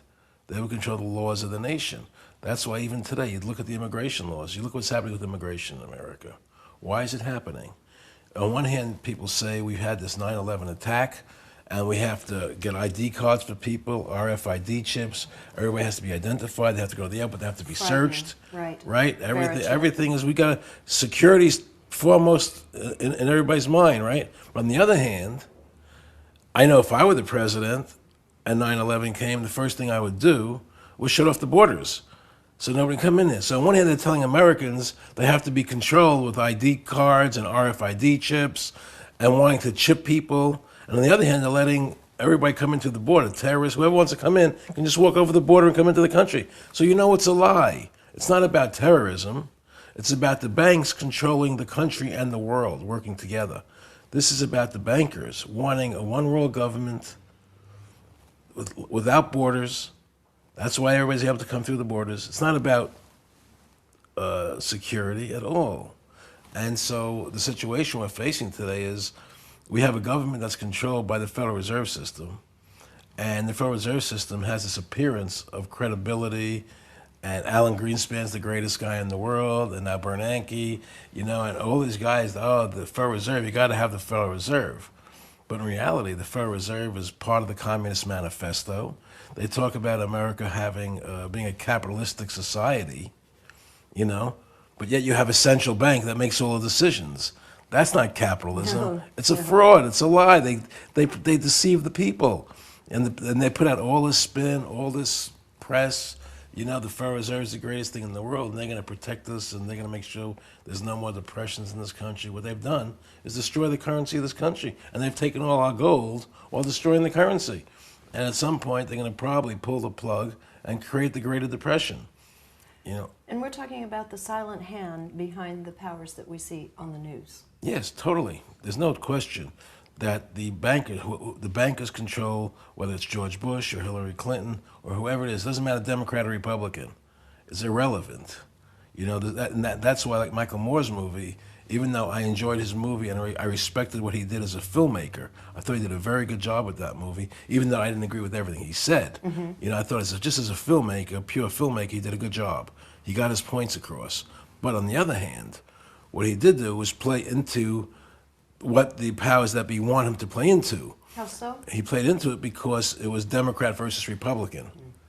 Keeping it more local than no, it really is, smaller. No. Keeping it polarized. Polarized, right. Not smaller, not bigger, keeping it polarized. Red state versus blue state. Liberal versus conservative. Democrat versus Republican. Yes. Michael Moore played into the system and what the people want to happen. They want people looking at Democrats and Republicans and fighting over that. Red states and blue states, but not looking at the Federal Reserve as the real answer. So they hide behind that. It's like the Wizard of Oz, the guy behind the curtain. The guy behind the curtain. And the guy behind the curtain is the Federal Reserve. Well, it's not even the Federal Reserve so much as the people behind the Federal Reserve. They use the Federal Reserve as a tool so they can control things. So what Michael Moore did was, he increased the tension in America. He kept the polarization alive, which is what the people behind the curtain want. And I don't think he did that because intentionally. I think he did it because that's his point of view. Right. And he doesn't know about the people behind the curtain. And my picture is more about where the real power lies, that it's not Democrats and Republicans, they're just puppets. Right. And my movie goes after the system and how the system is functioning and operating today and what's really going down, why people are so dissatisfied and unhappy in America and around the world. And we try to address those issues and how to stop it from happening. And so what's happening is, and it's not only in America now, right. I mean, we have the Federal Reserve System here, but there are central banks all over the world, and they all work together. It doesn't matter if it's China. Well, it doesn't matter if it's Britain. I can't speak for China, but I can tell you, Britain, you're right, it doesn't matter. And most of the industrialized West, it doesn't matter. It's all central banks controlling the governments. And the central banks make secret agreements with each other. Like, our Congress, the central bank in America the other day said there's this thing called M3. I don't want to get too technical here, but M3 is basically a measure of the money supply. The bigger the growth of the money supply, the less the dollar is worth. It loses value. The more you print, the more you have of something, the less it's worth, right? And so now they've decided they're not going to publish the figures of M3 anymore. They don't want people to know how much money they're printing. And they don't now that's something we have every right to know. Yes, we do, and we have large concerns. Yeah. They hit that magic number. Was it last month, the $8.3 trillion? That's just part of the debt, yeah. But that's part of it. But that's a big point to hit, isn't it? We have unfunded liabilities in this country of over $70 trillion. The 8.3 is just a portion of that. Yeah. So the real question is, there's so much debt in this country, they've got to keep things afloat. So they have to keep printing tons and trillions and trillions of dollars. And it's getting so massive, they don't want to let us know how much they're printing. Right. And we have no way to measure how fast we're going to lose the purchasing power of our money. And then on the other hand, if they choose to stop printing money, they can cause the biggest depression that ever happened in this country, in the world. And it's all in these guys' power. I don't want to give them that power. Right. And it's unconstitutional. It's wrong. Thomas Jefferson, James Madison, the founders of this country, fought against having a central bank. Right. It was one of the main objects that they fought against. And so we have this central bank controlling us and controlling the laws of the nation. And now you see the government talking about these RFID chips going and everything that can track you wherever you go. It's going to be on your license, your driver's license by May 2008. They're telling the states you have to put these chips in the driver's licenses. It's supposed to be in credit cards. It's supposed to be in everything in the future. And they're going to chip people with it. They're going to put it into your bodies. Right, and it not only in our bodies, in our wallets. You walk through but you walk through a turnstile and you have a barcode on something. The transaction's done. Of course, but I'm saying to you that it goes in stages first. So you can have it on your driver's license, you can have it on your card, but eventually it's going to end up in your hand. Yes. Right, it's going to end up in your hand. So you can have a homing device built into you. Right. They can track you wherever they want to track you, wherever you want. If you have a cell phone or if you have a GPS system in your car, they can do that anyway. They but can. It's just making it a lot easier. Well, I mean, you chip now, you're going to be chipped like a dog. Right. If I don't want to be chipped, I'm not going to be chipped. Right. But the fact is that you're not going to be able to start your computer, or you're not going to be able to have a bank account. And if you're chipped, then all money now becomes digitized. They can take the chips out of you whenever they want to. I mean, they can take your money from you whenever they want to. You have no say. And this you owe us this much money. You owe us this much money, and they just take it out of your digits. Right. So instead, so you have no privacy left. Right. You know, I mean, if I don't want to have a cell phone, I can throw it away. If I don't want GPS in my car, I can get rid of it. Right. Once they want to implant you in it, and there's no more money, there's no more cash, and you're in a cashless society, you have to have that chip. And if you want to buy food, right? So, and if you protest like I do, if you fight what they're doing, they can just turn off my chip. I can't even buy food. I can't pay my bills. Right? It's total control. It's slavery. It's slavery. It's slavery. And these central bankers are doing that. And I'm not prepared to allow them to do it. That's why I made this movie. I want people to wake up and know what's really happening in this country and the world. That's what happened in Europe recently. They voted down the European Constitution, right? But they're not stopping. They're going forward with it anyway. Because first they want to put the world into blocks: the Europeans, the Asians, the Americas, into and then they want to bring it all together. I mean, it's a one world government where even voting has no more. It doesn't mean anything. I mean, think about your government. You want to live in a government where you have a say. That's why they say local government is the best government, because you have a voice. And now in America today, in the federal government, you know you have no voice. You have nothing to say. Imagine a world government. What are you going to be able to say? Nothing. Nobody's going to listen to you. You're just a tool for these people. You're a tool. You're a hamster. And they're going to suck you dry and spit you out. They don't care about you. And you're a revenue source, and I wouldn't mind getting into that because you come out with both guns firing about the IRS and the legality of the IRS. Yeah. This is huge. I've been reading about it for years, but I kept thinking, okay, I see what they're saying. However, they can still throw you in jail. Yes. Can you talk about the whole fraud of the IRS? Yeah, I will in a second. But you said something about being a revenue source, which reminded me of something. Okay, I was friendly with one of the Rockefellers. Okay, and he said to me one day, which just blew my mind. He said, Aaron, remember that whole thing with Women's Lib when it was the biggest thing I saw in all the magazines and television? Women's Lib, women have a right to work just like they had a right to vote. And you make sure that you have a right to work, and they fight for women's lib, women's right to work. He says, we were promoting that whole thing. You know, the Council on Foreign Relations, the Federal Reserve, because we want to get the women in the workforce. We want to be able to tax them. That's why you saw it in all the newspapers all the time. And the added plus was, then they had to put their kids in childcare, into schools earlier so we can control their minds at a young age. That's what that was all about. You called it women's lib, you know, but it was about giving us control, and nobody realized that. And now we got it. Now women are as exhausted as men in exactly. the treadmill. It's we're dealing with very diabolical people, very devious, diabolical people who are incredibly intelligent, who control the money supply, they control the army, they control the government, and it's very hard to stop them. And the way to stop them, in my view, and it could be done, even though we're very close to it. To losing this game. Yeah, the point of no return. Yeah, we're very close to that. But the way to do it is to shut down the Federal Reserve System, to have all Americans, while we still have a chance. You see, Congress has the legal authority to shut down the Federal Reserve, right? But if they don't have the courage to do it, well, because how do we? Well, because if we massively protest it and tell every politician, you know, that you have to listen to the will of the people, not the will of the Federal Reserve bankers, and we're going to vote you out of office unless you sign an affidavit saying you're going to shut down the Federal Reserve System. And that will be the litmus test on who to vote for, not whether they're Democrats, not whether they're Republicans, but will you sign an affidavit saying, I will be part of shutting down the Federal Reserve System. I will vote to shut it down. And drop all the other issues, whether it's gun control or environment or whatever, because nothing's going to matter if you don't get rid of the Federal Reserve. Right. So if we can get everybody just focus on the Federal Reserve System like a laser beam and drop all the other stuff temporarily and just shut them down, you'll have a chance of saving the country. You know, that's what it's going to take. And we can still do it because Congress has the authority to do it. And Congress needs you and me to vote for them to get back into office. But for this to happen, we have to, it's up to also you and me and many others to begin educating the public as to what we're really up against. Oh, which is why I made the movie. Exactly, which is, I just totally applaud you on that. Thanks. Let's go, can we go into the IRS now? Sure, Let's talk about it, that's sure. huge.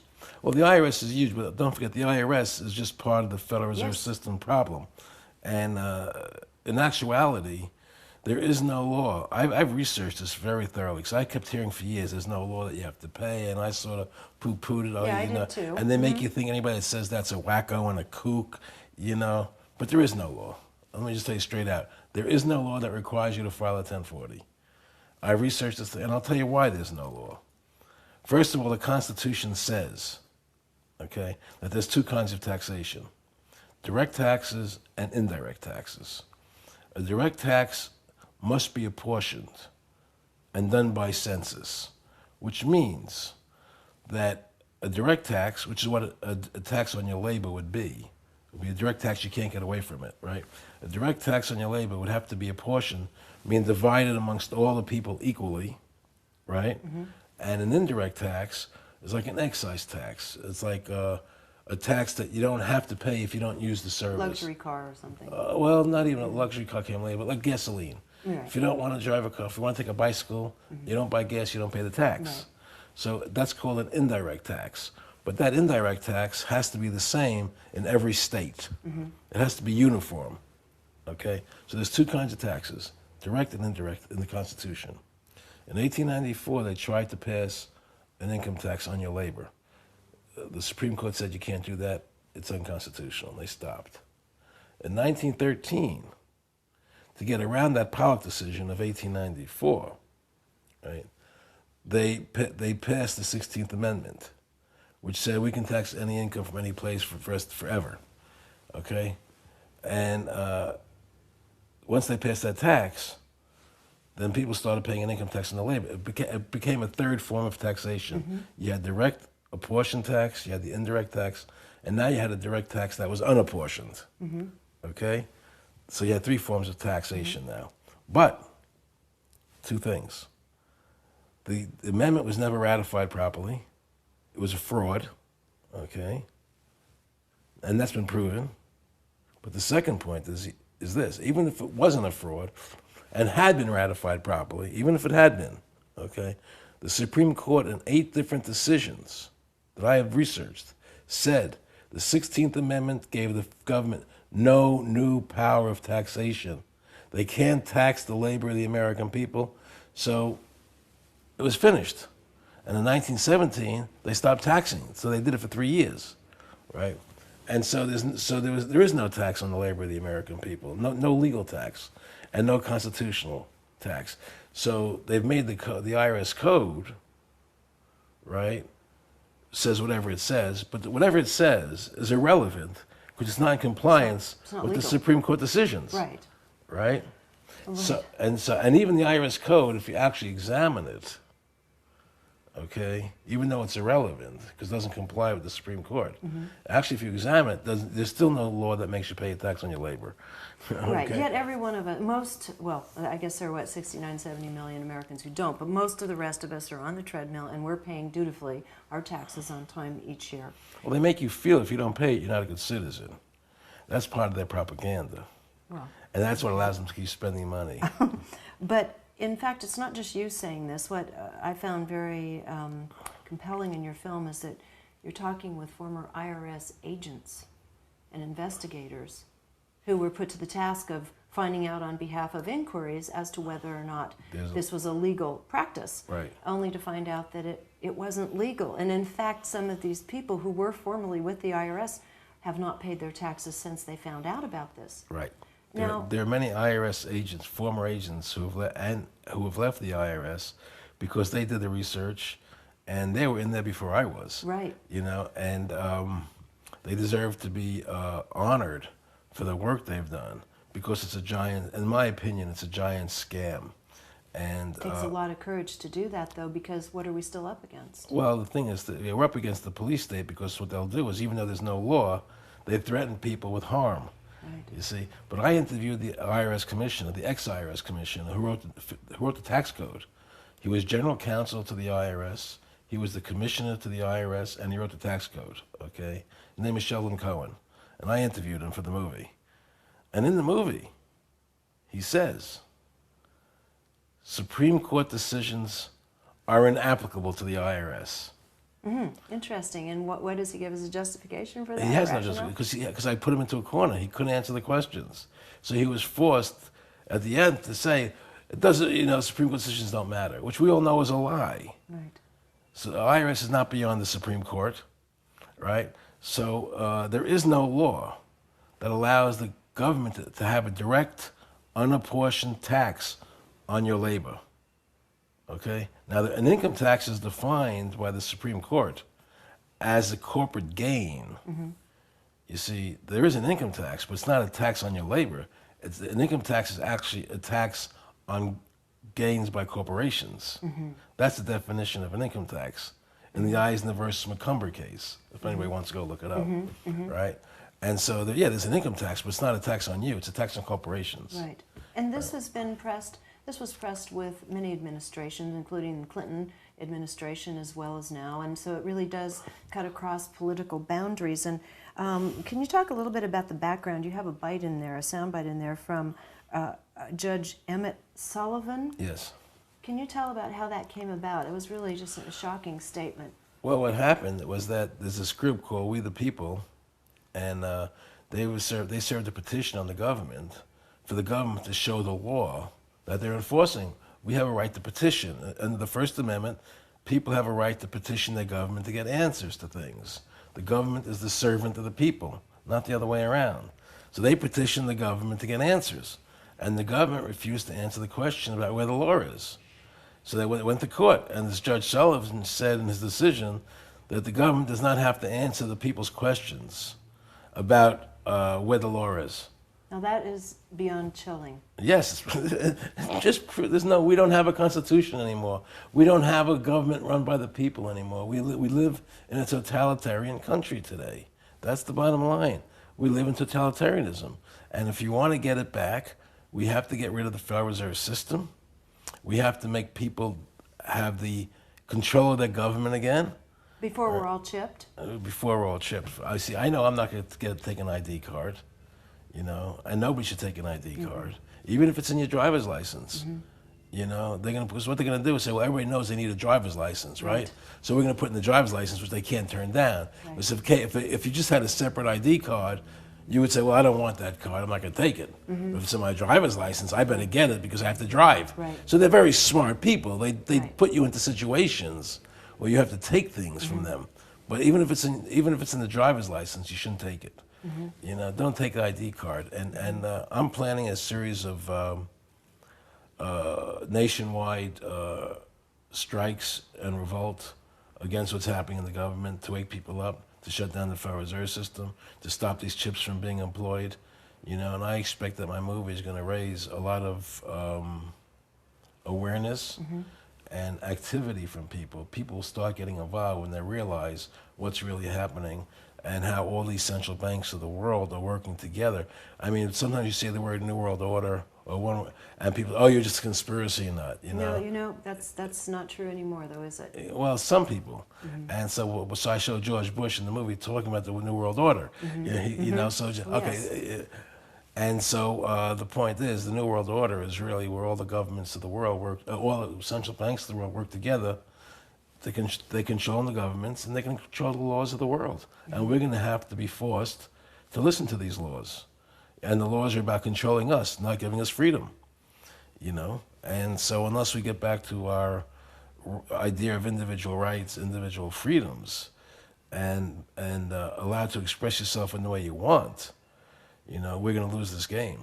And unless people get active and say, I'm going to shut down the Federal Reserve System, I'm going to shut down the powers that be, we're doomed otherwise.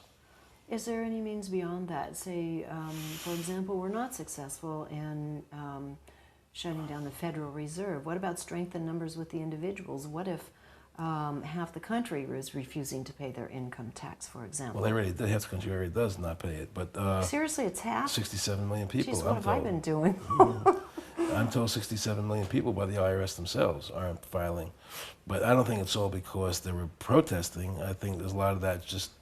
By default, they couldn't pay the taxes. By default, or they're trying to skip it, or whatever, But I mean, even if we can't get the Congress to shut down the Federal Reserve System, then you shut down the country with massive strikes, get everybody to stop. I mean, you just get people, because people are going to begin to realize, because we're coming near the end game, and things are starting to accelerate, And people looking at George Bush is going to declare martial law, they think. Yeah, there's a lot of fear about that. Wouldn't surprise me. Right. In fact, there's already some talk. It's not even talk that Homeland Security is going to be involved if we have a national emergency in auditing what you can and can't remove from your own safe deposit boxes at some of the country's largest banks. Oh yeah, there's no question that there's stuff going around where if they want to repossess the gold and that people have privately, your own private, personal gold. Right. That you won't be able to go into a bank vault without somebody from Homeland Security there with you to see what you're taking out. I mean, it's a complete takeover. There are executive orders out there that say the government has the ability to put you on a work detail. In other words, let's say you're a teacher in Oregon, they could put you digging ditches in Ohio. That's an executive order. They can relocate whole populations if they want to. These are real executive orders. I mean, the government is planning a takeover of the American people. I understand, and I know some of this to be true, but I understand there are 800 internment camps. I was just going to ask you this question next, and I didn't know it was up to 800, but it's my understanding that not only do they exist, I actually went to a conference listening to an engineer, very dry presentation on how they build them, how they tunnel that far every day, and the kind of the technical end of building these camps underground, which are spotted all over the United States. Yes. Now, most people don't know these exist. No, and what the heck are they building them for if not for use? Well, they claim they're building them for if there's too much immigration into the country, if it gets crazy. Round everybody up? At this point, it's hard to know. It's hard to know what's in their minds. All I know is the fact is that they're building them. That's for real. Right. How they're going to use them is speculation on my part. Right. But any good logical way of thinking lets you know what they're going to use them for. Right. And so even though I can't prove what's in their minds, it's pretty obvious. And it seems to me that what we have to fight for is to restore the very essence of what Thomas Jefferson and James Madison gave us here, that we control the government. This is about we the people again, not about the government and these bankers working together to stifle us, And unless the people wake up and say, hey, I'm not going to take this anymore. I'm mad as hell. I'm not going to do this. And stop it, because we have the power. We still have the power. They can't, if we resist, there's nothing they can do. The problem is we're asleep at the wheel. We're being lulled by many forces. But people like you are trying to wake people up. I'm trying to wake people up. There's more people awake now than have ever been before. True. I see that happening, and I think a picture like mine can help wake people up to what the truth is, and possibly the word will spread. And if we can all get focused on how to win the game instead of all these different objectives, all these different. Keeping us polarized. Yeah. Well, no, I don't even mean that. I mean, there are people who are fighting, to get a better environment. There are people who are fighting for lack of gun control. Right. There are all these different issues that are going on around the country, which are all important on their own. But if we can sort of consolidate all that and focus, take all those people and say, listen, we're going to shut down the Federal Reserve first, then we'll deal with those issues. Right. Let's go to the agenda, the objective first. Then we'll go back to the other stuff. Right. Because that's the priority right now. You got to cut off the head of the beast. Right? And the head of the beast is the Federal Reserve and the people behind it. You see? And that's what will save this country. And if people understand that, and they stop being good Democrats and stop being good Republicans, but rather become good Americans, that's what will save the country.